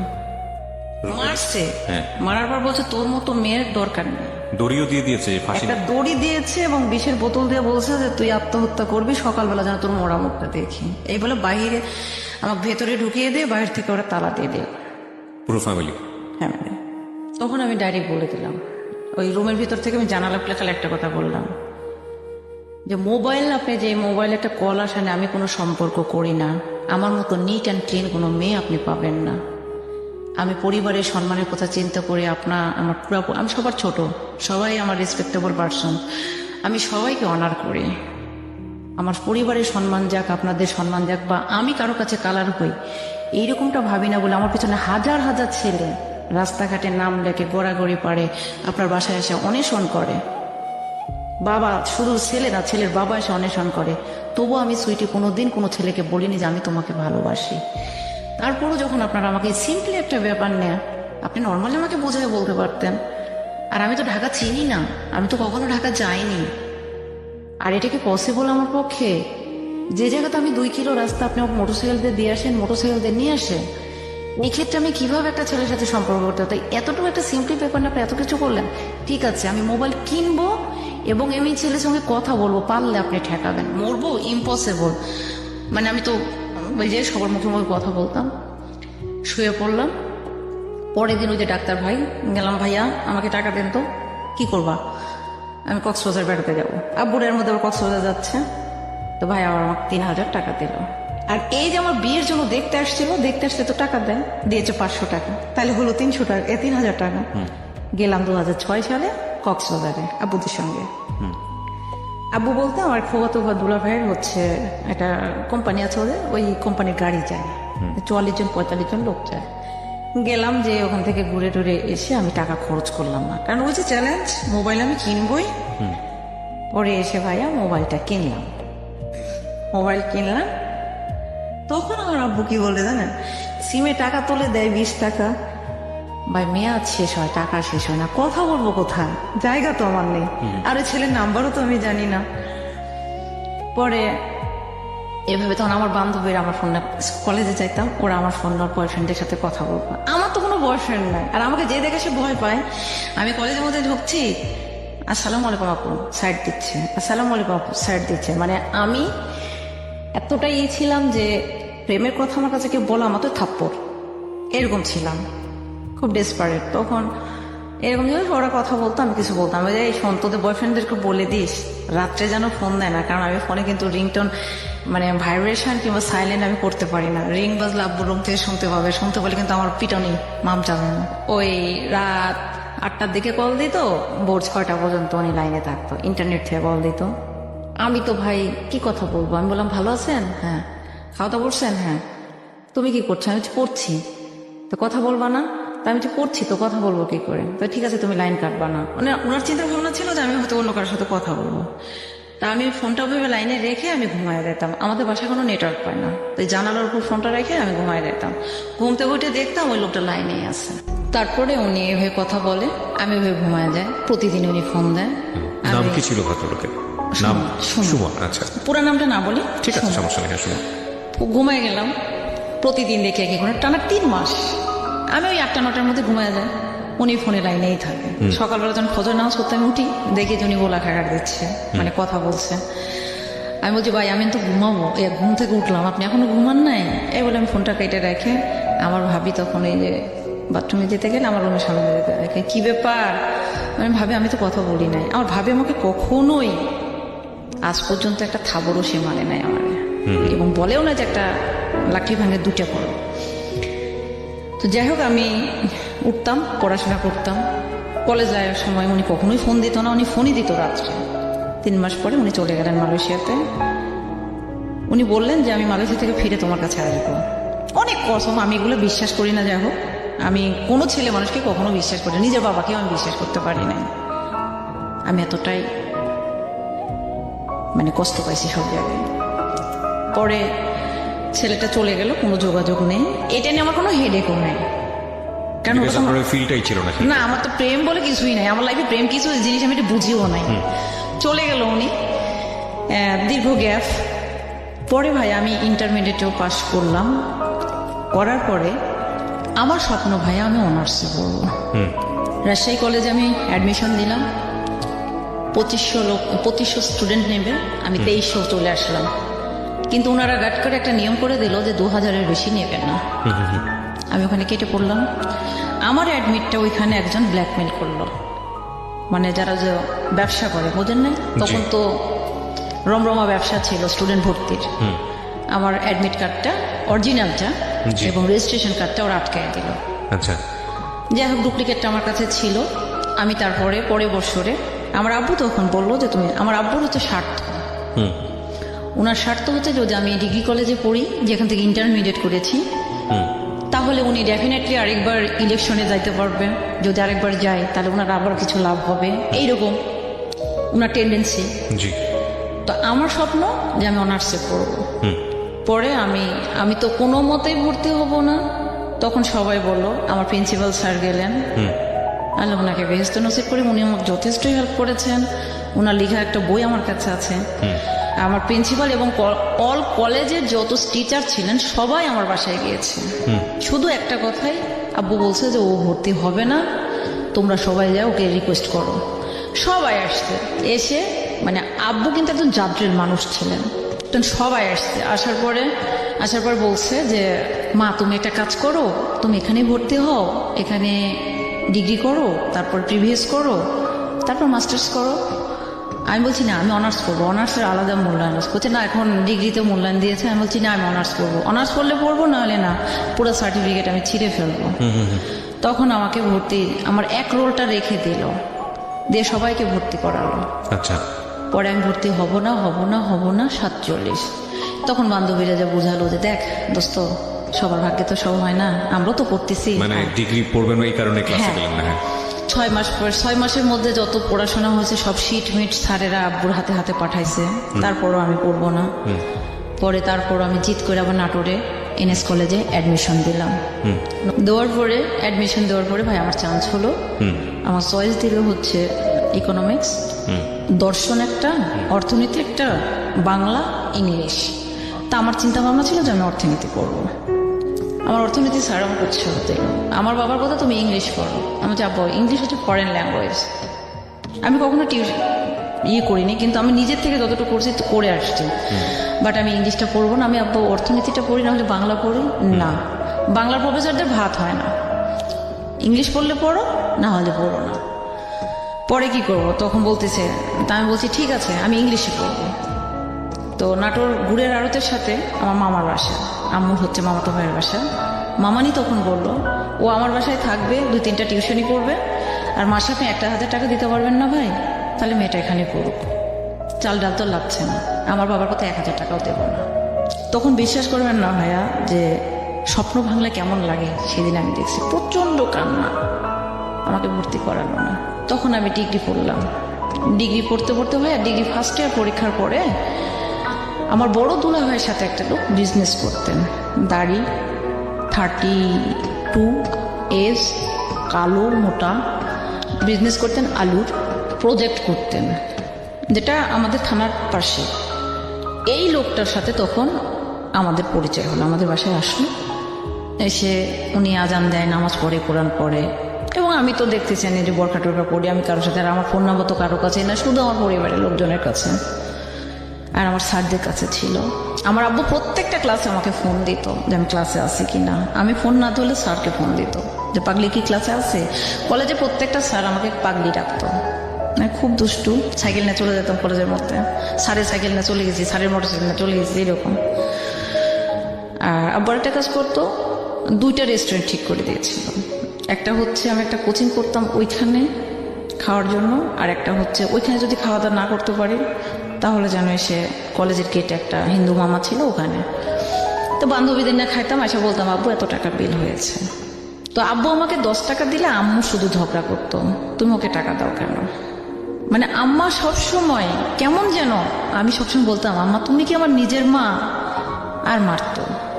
তো এইভাবে যখন চলতে চলতে তখন আমি পাশ করলাম, তখন আমি ভর্তি হলাম, তখন আমার বড় দুলাভাই বলল যে ভাই ওর নাম্বার, আমার নাম্বারটা চাইলো ওই লোকটা, বড় দুলাভাইয়ের যে ফ্রেন্ড যে বিজনেস করে, তো বলছে ভাই ওর নাম্বারটা তো কাউকে দেওয়া হয় না, আমি নিজেও জানি না ওর নাম্বার, আব্বু কিন্তু ওকে মারবে, নাম্বারটা আমার দেওয়া যাবে না। যাই হোক দুলাভাই বলতেছে আর এই লোকটা তো নামাজি, নাম্বারটা দাও। উনি তো আর ফোন দিত কেমন আছেন আপু, এসে উনি আমার বিয়ে লাগালো, বিয়ে ভেঙে গেল, এই যে দাঁতটা উঁচু তাই বিয়ে ভেঙে গেল। যাই হোক লোকটা চলে গেল, ওই লোকটা ফোন টোন দিত। হঠাৎ একদিন লোকটা আমাকে বলতেছে আপনার দুলাভাই তো অসুস্থ, আপনাকে যেতে বলছে, কলেজে গেটে এসে বলছে। তা আমি বলছি যে দুলাভাই তো ফোন নাই, তাই আমি বলছি তাহলে দুলাভাই অসুস্থ আমি কিভাবে জানবো, আমি যাবো না, আমি বাসায় যেতে হবে। বলছে চলেন। যাই দেখি ভাইয়া উনি পুরা লোকজন নিয়ে মানে আমাকে বিয়ে করবে। এই ব্যবসায়ী লোকটা, আলুর ব্যবসায়ী লোকটা, সে কিন্তু বিবাহিত, 2 বাচ্চার বাবা। আচ্ছা। তখন আমাকে ওখানে ভাইয়া বলতে গেলে অস্ত্রের মুখে ধরে আমাকে ওনারাই বিয়ে করালো। করানোর পরে আমি তো চলে আসলাম বাসায় পালায়া। এই ঘটনার উপর কেন্দ্র করে নিয়ে আমার পুরা গ্রামের লোক, এটা গেল তো এই সাইডে, উনি বিয়ে করলে আমি চুপ করে এসে বাসায় থেকে গেলাম, বললাম না কাকু ভয়ে। সাইন টাইন কিন্তু ওনারাই করলো, 1 লক্ষ টাকা মহারণা বাঁধল। এর মধ্যে বাসাতে হয়েছে কি, বরেন্দ্র বহুমুখী উন্নয়ন কর্তৃপক্ষ আপনি চিনবেন যেহেতু বগুড়াতে আছে, তো বরেন্দ্র কিছু টাকা আমার অ্যাকাউন্টে জমা হয়েছিল, প্রায় 3.25 লক্ষ টাকা। এটা কি করলো, আমার গ্রামের একটা মুরব্বী ছেলে আছে, উনি তখন এই টাকাটা বিভিন্ন ব্যাংকে যায়া আমার চেক জালিয়াতি করলো, করে ওরা টাকাগুলো উঠাইছে। ওদের মধ্যেই ভাগাভাগি না গ্যাঞ্জাম পাচ্ছে। বাজার পরে এটা আব্বুকে বললো, আমি কিন্তু বিয়ে পর্যন্ত স্টক রাখছি। ভাগাভাগি নিয়ে যখন গ্যাঞ্জাম বাঁধলো তখন আব্বুকে একজন ইনফর্ম করলো যে চাচা সুইটির নামে যে টাকা আছে ওই যে এনজিওতে, এই টাকাটা কিন্তু চুরি করে ওরা তুলে ফেলেছে। কি বলো? আব্বু তখন খোঁজ নিয়ে দেখে, হ্যাঁ কয়েকটা থানার মধ্যে ব্যাংকে যে ওরা ভাঙ্গাইছে টাকাগুলো। তখন আব্বু বললো কি ব্যাপার তোরা টাকাগুলো এবার তুলছিস? তখন ওরা করলো কি 52টা শেয়ারদার এই প্রজেক্টে, তার মধ্যে আমার বাবা একজন। এই 52 জনের মধ্যে মনে করেন 4 জনে টাকা তুলছে, আর বাকি যারা আছে এই টোটাল লোকগুলোর মধ্যে আমার বাবা। এখন সবাইকে তারা বোঝালো যে টাকাটা সুইটির বাপ তুলেছে, তুলে ওরা আত্মসাৎ করেছে। তখন আমাদেরকে এক ঘরে করলো আবারও, এবং একটা রিজন নিল যে সুইটি পালায় যে বিয়ে করছে। দেওয়ার পরে আমার বাবার ওই যে মার আমাকে, তুই বিয়ে করেছিস, এই করেছিস, সেই করেছিস, এতগুলো টাকা ওরা তুলেছে, তুই কখনো অ্যাকাউন্ট চেক করিস নাই। না, কিন্তু এখানে আমার একটা প্রশ্ন আছে। আপনি অত্যন্ত সাহসী, সেটা ছোটবেলা থেকে আমরা গল্প শুনে বুঝতে পারছি। এরকম একটা বিয়ে আপনাকে করলো তারা, আপনি পরবর্তীতে কোনো স্টেপ কেন নেননি ওই সময়ের মধ্যে? আমি স্টেপটা নেওয়ার সুযোগ পাইনি তো, কারণ আমি বাসায় আসার পর তো আমার মারপিট শুরু হয়ে গেল। এই যে এক ঘরে করে দিল, এদিকে টাকার এদিকে দৌড়াবো না ওই ব্যক্তির প্রতি আমরা স্টেপ নেব। আমাকে তো বিশ্বাসই করলো না, আমার তো বাসা থেকে বের করে দিল রাত 12টার সময়। আমি চলে এলাম মার খেয়ে। এটা হচ্ছে 2009 সালের ডিসেম্বর মাসের 17 তারিখে। তখন আমার পাশের বাড়ির এক ভাইয়া বলল, যেটাই হোক সত্য মিথ্যা জানি না, নিজের জীবনটা নষ্ট করিস না, পড়াশোনাটা করিস। আমার মা আমাকে বাধা দিল, কিন্তু আমার ভাই, 2 ভাইকে আমি পিটাইলাম, পিটাই কপালটা ফাটাইছিলাম দুজনারই ঈদদা বাড়িতে। মানে বাবা আমাকে এত বেশি ভালোবাসে, বাবা এই পরিমাণ মারলো এবং গলাতে যখন গামছা দিল আমার এই জায়গাতে দাগটা অন্তত 6 মাস মেলাইছিল না, এবং জিভ আমার বের হয়ে আসছিল। বড় ভাই কোনো রকম আমাকে বাঁচায় দিল। পরে 6টা 3 পিস, একটা সাইড ব্যাগ, ঠিক এতটুকু একটা ছোট সাইড ব্যাগ, আর 14টা বই নিয়ে আমি বাসা থেকে বের হয়ে চলে গেলাম। কোথায় গেলাম? খালার বাসায়, মেজো খালার বাসায়। 23 দিন থাকলাম। আমার খালু একটা মেয়ের সাথে অকারেন্স করার ফলে আমার খালাতো ভাই ধরছে, যার ফলে রাগ আছে, আমার সাথে কথা বললো না। 23 দিন থাকলাম, 23টা কথা বললো না। আমার খালাতো বোন, যাকে আমি কোলে পিঠে করে মানুষ করলাম, সে আমাকে বলে কি এত ভালো বলে বাবার বাড়ির জায়গা হয় না? আর আমার খালাতো ভাই যে কোনোদিন আমার চোখের উপর চোখ তুলে একটা কথা বলেনি, সে আবার বলতেছে যে যত সব জঙ্গল এসে আমাদের বাসায় জন্মে। 23 দিন আমার লাইফে ভাই এই পর্যন্ত আমি 23 দিনের মধ্যে 22 দিন প্রাইভেট পড়ছিলাম। এক বড় ভাইয়ের কাছে, আমার ভাবির বাবার বাসার সাথে বাসা, খালার বাসা থেকে। কিন্তু সবাই বলে কি রে তোর বাসা এখানে, তো এখানে প্রাইভেট পড়তে আসিস, তুই উল্টা মুখে আসিস কেন? আমি বলছি আরে বাসায় একটু ঝামেলা, আমি ওখান থেকে আসি, বলি না কাউরে। এদিকে কলেজ স্কুল বন্ধু বান্ধব সবাই আমাকে সিসি, আমি বাসায় ঢুকলে আমার বাবা থুথু ফেলে, আমার মেজো ভাই থুথু ফেলে। তো ওই লোকটার কি হলো যাকে বিয়ে করলেন বা করতে লোকটাকে পারতেন? নারী ও শিশু নির্যাতনের কেস দেওয়া হলো ওই সময় হ্যাঁ, লোকটা 2 বছরের কারাদণ্ড হলো। পরে যাই হোক আপিল করে বের হয়ে আসছে। তারপরে আমি 23 দিন ওখানে পড়ার পরে চলে আসলাম ওই ভাইয়াকে টাকা টুকি দিয়ে। আমাকে তো তখন মানে বললো, মানে সবাই আমাকে দেখে সিসি পুরো এলাকায়, কারণ আমার বাবাকে এক নামে সবাই চেনে, সাথে আমাকেও চেনে যে মেয়েটা সাইকেল চালায়, মেয়েটা তো ভালো, মেয়েটা পড়াশোনা ভালো। সবাই আমার 5 ফিট 4 ইঞ্চি হাইট, ওজন 48-50, যে দেখে সেই মনে করেন সেই রকম প্রস্তাব করে বা কথাবার্তা, এবং বাজে বাজে কমান্ড আসে। তো যাই হোক এগুলো আমি ডাজেন্ট ম্যাটার, কখনো মাথার মধ্যে নিতাম না। আমি তখন 23 দিন থাকার পরে এর মধ্যে ভাইয়া আব্বু ফোন দিল না, ভাইয়া ফোন দিল না, মা ফোন দিল না। আমার খালা আমাকে জড়া জড়া কান্না করে বলে, মা তোর বাবা তো আমাকে এখানে বিষ খাওয়ার জন্য বিয়ে দিয়েছে, তোকেও তো আমি রাখতে পারতেছি না, তুই চলে যা গার্মেন্টস। পরে আমি 500 টাকা এক জায়গা থেকে ধার নিলাম, নিয়ে আমি 250 টাকা দিয়ে টিকিট করলাম, করে আমি ঢাকায় আসলাম। আমার এক বান্ধবী ছিল যে গার্মেন্টসে চাকরি করতো, ওরে আমি ফোন দিয়ে বললাম যে আমি কি এরকমই জীবনযাপন করব না আত্মহত্যা করব। তখন ও আমাকে বললো আমি বেঁচে আছি, তুই চলে আয়। আমি গাজীপুরে চলে আসলাম, ফোনে ইনস্ট্রাকশন দিল। আমি প্রথমে সে নামলাম আপনার চৌরাস্তা চন্দ্রাতে, তারপরে চৌরাস্তা, তারপরে হুতাপাড়া, তারপরে সেই নুহাস পল্লীর কাছে। আমি ওখানে যা 5 দিন থাকলাম, একটা বেডটাতে খুব সুন্দরভাবে 2 জন শোয়া যাবে, সেটা 5 জন, 4টা গার্মেন্টসের মেয়ে, একটা লেফ, একজন শুলে মানে যদি টান দেয় তাহলে ওর গায়ে কিছু থাকে না, আর ওই মাথা থেকে যদি এই মাথা ঘোরে তাহলে ওর গায়ে কিছু থাকে না। তার মানে আপনি সত্যি সত্যি গার্মেন্টসে আসলেন? আমি গার্মেন্টসে এলাম, এসে 5 দিন ওদের সাথে থাকার পরে আমার বান্ধবীর হাজবেন্ড ছিল হিন্দু, কারণ ও বললো যে দুষ্টামি করে আসছে ও। এর মধ্যে কিন্তু আমাকে কেউ কল দেয়নি। যখন আমি চৌরাস্তা থেকে ময়মনসিংহ রোডের হুতাপাড়া যাওয়ার আগে ওই জায়গাতে যাওয়ার পরে আমার মা বড় ভাই আমাকে ফোন দিয়ে বলে, তুই কই? আমি তো ঢাকা। যে ঢাকা চলে গেছিস মানে? আমি বলছি না, আমার তো কোনো প্রয়োজন আপনার নাই। রাত 12টার সময় যখন বের করে দিয়েছিলেন মেরে, তখন আপনারা কই ছিলেন? আমার খোঁজটা করেন না। তখন ফোন দিয়েছে আমার বান্ধবীকে, তো বলছো ও আমার কাছে আছে। তো ওর কাছে থাকার কথা মানে আমার বাবা মা পানির হাতে মানে নিশ্চিন্তে থাকে। তা চলে গেলাম, তো ওর হাজবেন্ড বলতেছে ধর ও আসছে 2 দিন রাগ করে বাসা থেকে, চাকরি টাকরি করবে না, থাকবে, চলে না। তো একটা ছেলে মানুষের সাথে তার আমি একটা কম্বল লেপের মধ্যে ঘুমাইতে পারি না আমার বান্ধবীর সঙ্গে, তো ওইখানে রাখে। সারা রাত ওরা ফোনে কথা বলে, আর 3 শীটের ঘর, প্রচন্ড কষ্ট, ঠান্ডাতে আমার ঘুম হয় না। পরে মাঝে একটা লোকের সাথে আমার পরিচয় ছিল ফোনে, যাকে আমি আজও দেখিনি। ওনার বাসা ছিল সিলেটে। উনি তখন শুনলো যে আমি ঢাকায়, উনি আমাকে ওনার একটা ভাগনাকে দিয়ে পাঠিয়ে দিয়ে একটা লেপ, একটা সোয়েটার মানে কার্ডিগান, একটা স্যান্ডেল, একটা বালিশ উনি কিনে পাঠালেন। পরে আমার বান্ধবী বললো কে এটা দিয়েছে? আমি যে আমার পরিচিত বড় ভাই।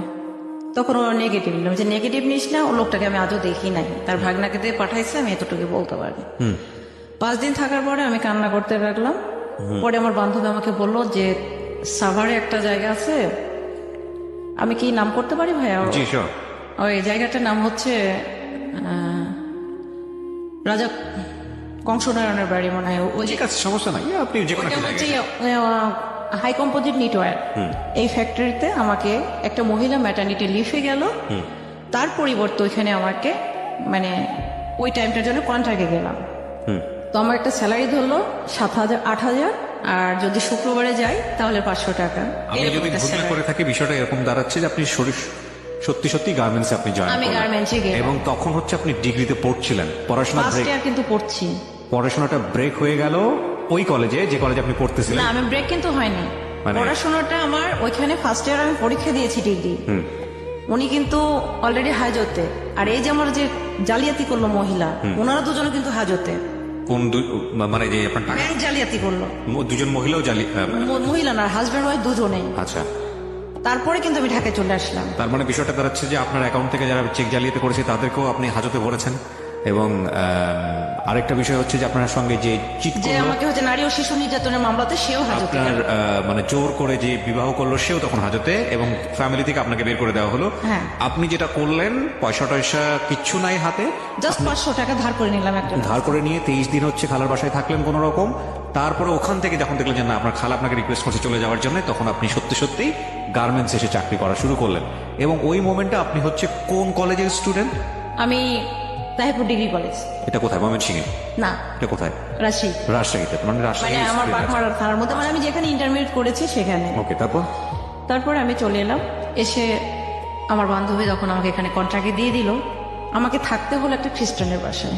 এক বড় ভাই, উনি হচ্ছে পাবনার ম্যানেজার, উনার সঙ্গে একটা রুমে আমাকে শুইতে হবে। How can is it possible? আমি তো একটা মেয়ে, উনি একটা ম্যারিড পার্সন, ওনার ওয়াইফ বেসে বেবি হবে চলে গেছে, আমি কিভাবে ওনার সঙ্গে শোবো? আমি তো আর এটা জানি না। অফিস টাইম শেষ করে এসে দেখে ওনার সাথে আমাকে ঘুমাইতো। আমি বলছি ভাই এটা সম্ভব না আমার। কই সমস্যা নাই, আপনি আমার ছোট বোনের মতো, আপনি খাটে ঘুমান, আমি নিচে ঘুমাচ্ছি। আমার চোখটা ধরছে, আমি দেখি উনি আমার পাশে লেপের মধ্যে। পরে আমি লাফ দিয়ে উঠলাম, কি ব্যাপার ভাই, আপনি এখানে কেন? তো বলছে যে আমার ঠান্ডা লাগছে। আমি বলছি, ঠান্ডা লাগছে তাহলে আমি নিচে যাই। কয় না। উনি অনেক চেষ্টা করলো, আমি শুধু একটা কথা বলছি, আল্লাহ মাফ করুন, ওই সময় আমার ফিজিক্যালি প্রবলেম ছিল, যেটা আপনি বুঝতে পারছেন। পরে উনি আমাকে শুধু একটা কথাই বললো যে তুমি আসলেই ভালো। আমি বলছি ভাই শোনেন, আমি গার্মেন্টসে চাকরি করতে আসছি এটা ঠিক, কিন্তু আমি এই লেভেলের মেয়ে না। আমি পরিস্থিতির শিকার হয়ে এখানে আসছি, টাকার জন্য কিন্তু আমি চাকরি করতে আসিনি। পরিবেশ পরিস্থিতির উপর ডিপেন্ড করে আমি চলে আসছি। চলে এলাম, তখন যাই হোক উনি আমাকে কিছু করলো না, অনেক চেষ্টা করছে কিন্তু পারে নাই। পরের দিন আমি বললাম ভাই আপনি আমার জন্য বাসা দেখেন। পরে হিন্দু একটা মেয়ের সঙ্গে আমার একটা রুম দেখে দিল। পরে উনি আমার সাথে মিসবিহেভ করতে শুরু করলো। ওই লোকটা অফিসে। আচ্ছা, কারণ উনি তো উনি বস ছিল আপনার? হ্যাঁ, ওনারই রেফারেন্সে আমি গিয়েছি। উনি আমাকে ওখানে পরিচয় দিয়েছে যে রোজি আপা চলে গেছে, সুইটি আসছে, সুইটি আমার বিয়ান লাগে, আমি এখানে নিয়ে আসছি। তো একটা লোকের বাসা আমাকে দিল। ওনার চরিত্রটাও ভালো না। ওনার ওয়াইফটা যথেষ্ট ভদ্র মহিলা, আমি মিথ্যা কথা বলবো না। ওনার বাসায় আমি 9 দিন ছিলাম। উনি আমাকে 3 বেলা রেডিমেড খাবার পেয়েছি। ওনার একটা অ্যাবনর্মাল ছেলে ছিল, আমি সাইকেল চালানো শেখাতাম, আমার সাথে ঘুমাইতো। তো ওনার চরিত্র ভালো না। PM, APM, manager, all everything আমার পিছনে এমনভাবে লেগে গেল। আমি বোরকা পরতাম, কালো ওড়না পরতাম মাথায়, মানে মনে হচ্ছে যে আমাকে মৌমাছি চাকের মতো খেয়ে ফেলবে। তখন আমি আমার বান্ধবীকে বললাম যে আমি এখানে থাকতে পারবো না। কই আমি এখনো মরি নাই, তুই এক্ষুনি চাকরি ছাড়। এর মধ্যে কিন্তু অলরেডি আমাকে এই 9 দিনের পরে কিন্তু আমাকে দিয়ে দিয়েছে। তাহলে একদিন এখানে গেল, 9 দিন এখানে গেল, তাহলে 10 দিন। 5 দিন গেলাম আমি নন্দিনী নামে একটা মেয়ের কাছে, হিন্দু, যে ও গোশ খায় না, আমিও গোশ খাই না, ও ডিম ভক্ত, আমিও ডিম ভক্ত, সমান হয়ে গেল। বাজারও করলাম, আমি তো বাজারও করতে পারতাম না। আমি যা বলি ডিমের কেজি কত, তো বলে যে ডিমের তো কেজি হয় না, এটা আলিভাও হয়। তো যাই হোক এভাবে নিলাম। নেওয়ার পরে তেল টেল সব কিনলাম, বাজার সদা করলাম। করার পরে আমি অফিসে মানে কেমন যেন একটা ভারী ভারী ভাব আমার। কিন্তু ওই গার্মেন্টসে যেই না, আমি কিন্তু আমার বান্ধবীকে বলেছিলাম আমার পায়ের স্যান্ডেলটা যেন খুলতে না হয়, তার মানে আমি যেন লেবার কোয়ালিটিতে না যায়। আমাকে যেহেতু দিল, আমি নার্সিং এ ছিলাম, আমার কাজ ছিল ছোট্ট একটা রুম ছিল, যেরকম একটা রুম ছিল, গ্লাস লাগানো চারিদিকে। আমি শুধু যার যেটা হতো, আমি আসলে ফ্যামিলি প্ল্যানিং এ কাজ করেছিলাম হেলথের। এই ক্ষেত্রে কিছু ট্যাবলেট দেওয়া লাগতো, প্রেশার মাপা লাগতো, ওই গার্মেন্টসের তাপমাত্রাগুলো আমাকে এন্ট্রি করতে হতো, জাস্ট এই কাজগুলো ছিল আমার। পরে আমাকে বললাম যে এই অবস্থা ভালো না, সঙ্গে সঙ্গে আমি একটা ক্যাব ভাড়া করলাম, করে চাল 2 কেজি, মানে ডাল 2 কেজি থেকে 1 কেজি আলাদা করলাম, মানে সব আলাদা আলাদা করে নিয়ে নন্দিনী নামে অর্ধেক রেখে অর্ধেকটা আমি নিয়ে নন্দিনীকে বললাম নন্দিনী আমার এখানে থাকা তাপ, কারণ আমি জানি যে রাতের মধ্যেই আমাকে কিডন্যাপ করবে, মানে তুলে নিয়ে যাবে, এইরকম একটা সিচুয়েশন আমাকে কয়েকজন একটু ইনফর্ম করলো। সঙ্গে সঙ্গে আমি চলে গেলাম আদাবর আমার বান্ধবীর কাছে। আদাবরে যাওয়ার পরে তখন আমি যখন গার্মেন্টসের এখানে যখন ঢুকলাম, তখন একটা কিউসি একটা ছেলে পাবনা আমাকে পছন্দ করতে লাগলো। বলতে শুরু করলো যে মেসেজ দিত যে তোমার বডি স্ট্রাকচারটা অনেক সুন্দর, কিন্তু তোমার চেহারা যেমনই হোক যে কোনো ছেলেকে অ্যাট্রাক্ট করতে পারে। তা আমি বলছি যে এটা আমি জানি, এটা আপনাকে বলতে হবে না, আর এটা নিয়ে কোনো মাথা ঘামানোর দরকার নেই। তো এই বলে আমি চলে আসলাম। ওই ছেলেটা আমাকে রিয়েল পছন্দ করতো। পরে ছেলেটা আমাকে এসে পরে আমি বললাম, আমার ফোন দিল, কোথায়? আমি বললাম আমি আমার বান্ধবীর বাসা চাকরি ছেড়ে চলে এসেছি। তারপর ছেলেটা আমার সাথে দেখা করলো। এই ছেলেটা কিন্তু আমাকে আরেকটা বই কিনে দিল, মানে আমার একটা বই লাগতো। তখন আমার এই বাড়ি আলি তখন কি করলো, আমার বান্ধবী তখন অফিসে, তখন সে বললো কি তুমি তো সুইটিকে নিয়ে এসে রাখছো, সুইটি তো ভালো মেয়ে না, এই সে হাবি যাবে। তখন আমার বান্ধবী আমাকে বলতেছে যে আমি আইসা যেন তোরে না দেখি অফিসে, বাসায়। এইরকম একটা মানে আমাকে বললো। তখন আমি সঙ্গে সঙ্গে তাও বাসা ছাড়লাম না, না ছেড়ে আমি থাকলাম। পরে শাকিলকে ফোন দিলাম যে ভাই তুই আমার এখন একটা ব্যবস্থা নেই, আমার এখন আর থাকার কোনো জায়গা নেই। তখন বললো প্লিজ তুই একটু কর। তখন আমি ওই ছেলেটার নাম আমি নেভি, তখন আমি নেভিকে বললাম নেভি যে কোনো মূল্যে তুমি আজকে রাতটা আমাকে কোথাও রাখতে পারবা? আমি তখন ভয় আর মাথার মধ্যে কাজ করলো না ভাইয়া, কারণ যেহেতু আমার বান্ধবী আমাকে বের করে দিল ওই বরিশালী মহিলার কথার উপর ডিপেন্ড করে। কারণ ও কিন্তু আমার একটা বই কিনে দিয়ে বললো ফার্ম গেটে এই যে ইতে একটা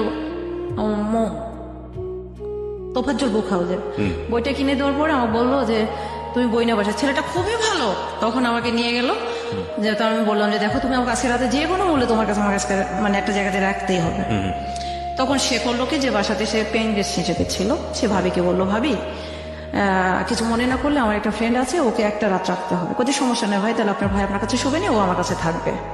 থাকলাম। আমি শাকিলকে বললাম শাকিল 24 ঘন্টার মধ্যে আমি হোস্টেল চাই। শাকিল তখন মণিপুরি পাড়ায় বিখ্যাত একটা হোস্টেল, নাম না বলি, হোস্টেলটাতে ও আমার ছিট দিল, 4700 টাকা দাম উঠাই দিল। শেষ, শাকিলের দায়িত্ব শেষ। ওঠানোর পরে তখন আমি রাজশাহীর একটা পরিচিত আঙ্কেল ছিল, ওনাকে আমি ফোন দিলাম যে আঙ্কেল আমি তো ঢাকায়, আমার একটা জবের দরকার। তখন উনি আমাকে পাঠালো ফৌজদার ফ্যাশন ওয়্যার, নাহার প্লাজা, আপনার ইস্টার্ন প্লাজার অপোজিটে। আমি গেলাম ইন্টারভিউ দিতে। আমি তো কিছু চিনি না। শাকিল ওর এলাকার, শাকিলের বাসা ছিল কিশোরগঞ্জে। ওর এলাকার একটা ছেলেকে বললো তুই যা তো সুইটিকে একটা ইন্টারভিউ দিয়ে আয়। গেলাম, ইন্টারভিউ দিয়ে আসার পর চাকরিটা হয়ে গেল। ওনারা আমাকে রিসেপশনের কথা বলে পরে আমাকে সেলস অ্যান্ড মার্কেটিং এ দিল। মিরপুর 10, 14 আপনার হচ্ছে Dhanmondi, Mohammadpur, Nurjahan road, Jahangir road, Aurangzeb road, Gulshan, Banani, সব জায়গাতে আমার মার্কেটিং করতে হতো। স্যালারি ধরলো 5,500 টাকা। সকালবেলা ঘুম থেকে করতাম, ফজরের নামাজ পড়তাম, বুয়া শুধু ভাত দিত, তরকারি রান্না করতাম, গোসল করতাম, খাইতাম, রেডি হইতাম, চলে যেতাম অফিসে। অফিস শেষ করতাম, বাসায় আসতাম, ড্রেস চেঞ্জ করতাম, কম্পিউটার কোচিংয়ে যেতাম, কোচিং শেষ করতাম, বাসায় আসতাম, পড়তাম। পরীক্ষা পাচ্ছে, সরাসরি স্যারকে বলতাম স্যার আমার পরীক্ষা পাচ্ছে। কোথায়? আমার রাজশাহীতে। তখন এখান থেকে সরাসরি অফিস শেষ করে রাত 12টার গাড়িতে হানিফের কাউন্টার একটা বড় ভাই আছে, ওনাকে বলা ছিল ভাইয়া ফোন দিলাম, ভাইয়া একটা টিকিট রাখবে। কয়টায়? 12টায়। 12টা টিকিট করে রাখলো, সোজা চলে গেলাম কাউন্টারে গিয়ে উঠলাম। ভোর 4:30-5টায় আমাকে পুঠিয়াতে নামিয়ে দিল, আমার বাসা থেকে 20 কিলো দূরে। 5টার সময় যাওয়া দিন দুপুরে মনে হয় চিন্তায় হয়। ওখানে বসে থেকে 6 কাপ 7 কাপ চা, আমি যদিও চা খাই না, খেতাম ঘুমটা তাড়ানোর জন্য, টাইম কাটানোর জন্য। তারপর ওখানে সবাই আমাকে চেনে। তারপর অটো ঠিক করে দিত, বাসায় যেতাম। বাসায় যে একটা ঘুম দিতাম গোসল দিয়ে, ঘুম থেকে ওটা পড়তে বসতাম, সারা রাত পড়তাম, সকালবেলা পরীক্ষা দিয়ে আবার ঢাকায় চলে আসতাম। এইভাবে আমি পরীক্ষা দিলাম। দেওয়ার পরে আমি হায়ার সেকেন্ড ক্লাস পেলাম 675 নম্বর নিয়ে ডিগ্রিতে 2010 সালে। যেহেতু তত্ত্বাবধায়ক সরকার উঠছিল, আমি সে সাবজেক্টে পড়েছিলাম। 2010 সালে আমার রেজাল্ট হলো 8-এর জায়গায় 10। পরে হোস্টেলে কিছু বড় আপু থাকলো। থাকার পরে এভাবে চলতে চলতে আমি স্ট্রাগল করতেছি। এরপর বাবা মা কোনোদিন পরীক্ষার হলে ঢুকছে জিজ্ঞেসও করে নাই যে তুমি কি পরীক্ষা হচ্ছে। আমি পরীক্ষা হল থেকে বেরিয়ে বলতাম আজকে আমার পরীক্ষা ছিল। বলতাম কিসের পরীক্ষা দাও তুমি কেন যোগাযোগ করো আমাদের সাথে? 6 মাস বাসায় গেলাম না। এই বাইরে কাজ করতেন গার্মেন্টসে না, তাহলে? তখন তো এখানে যে চাকরি করতাম। আচ্ছা, মানে যা কখনো করেছেন, যেখানে যা কখনো পারছি ভাইয়া। পেয়েছেন। আমি ঢাকায় স্টক এক্সচেঞ্জে কম্পিউটারে কাজ করেছি ভাইয়া, ফাইলগুলো ফুট আপ দেওয়া লাগতো, সেটা করছি। আমি যখন যেখানে চাকরি পাইছি টিউশনই করছি। মানে বাড়ি থেকেও চাচ্ছিল না আপনি বাড়িতে ফেরেন? না, ইভেন আরেকটা কথা বলতো, আমার বাসা থেকে তো কখনো আমাকে টাকা দেয়নি পড়ার জন্য, দেয়নি। পরে আমি এখন হোস্টেলে উঠলাম, এর মধ্যে 2010 সালে 11 সালে আমি একটা জব নিলাম। উনি এখন জার্মানিতে আছে, উনি আমাকে জার্মানিতে নিতে চাইছে, কিন্তু আমি যাব না, ওনারা প্রফেশনাল। যাই হোক, আমাকে নিতে চাইলো। আমি মিরপুরে একটা জিকু নন জিএমও ফুড কোম্পানিতে আমি চাকরি নিলাম অ্যাকাউন্টস অফিসার হিসেবে। এই লোকটা আমাকে আটকায় গেল।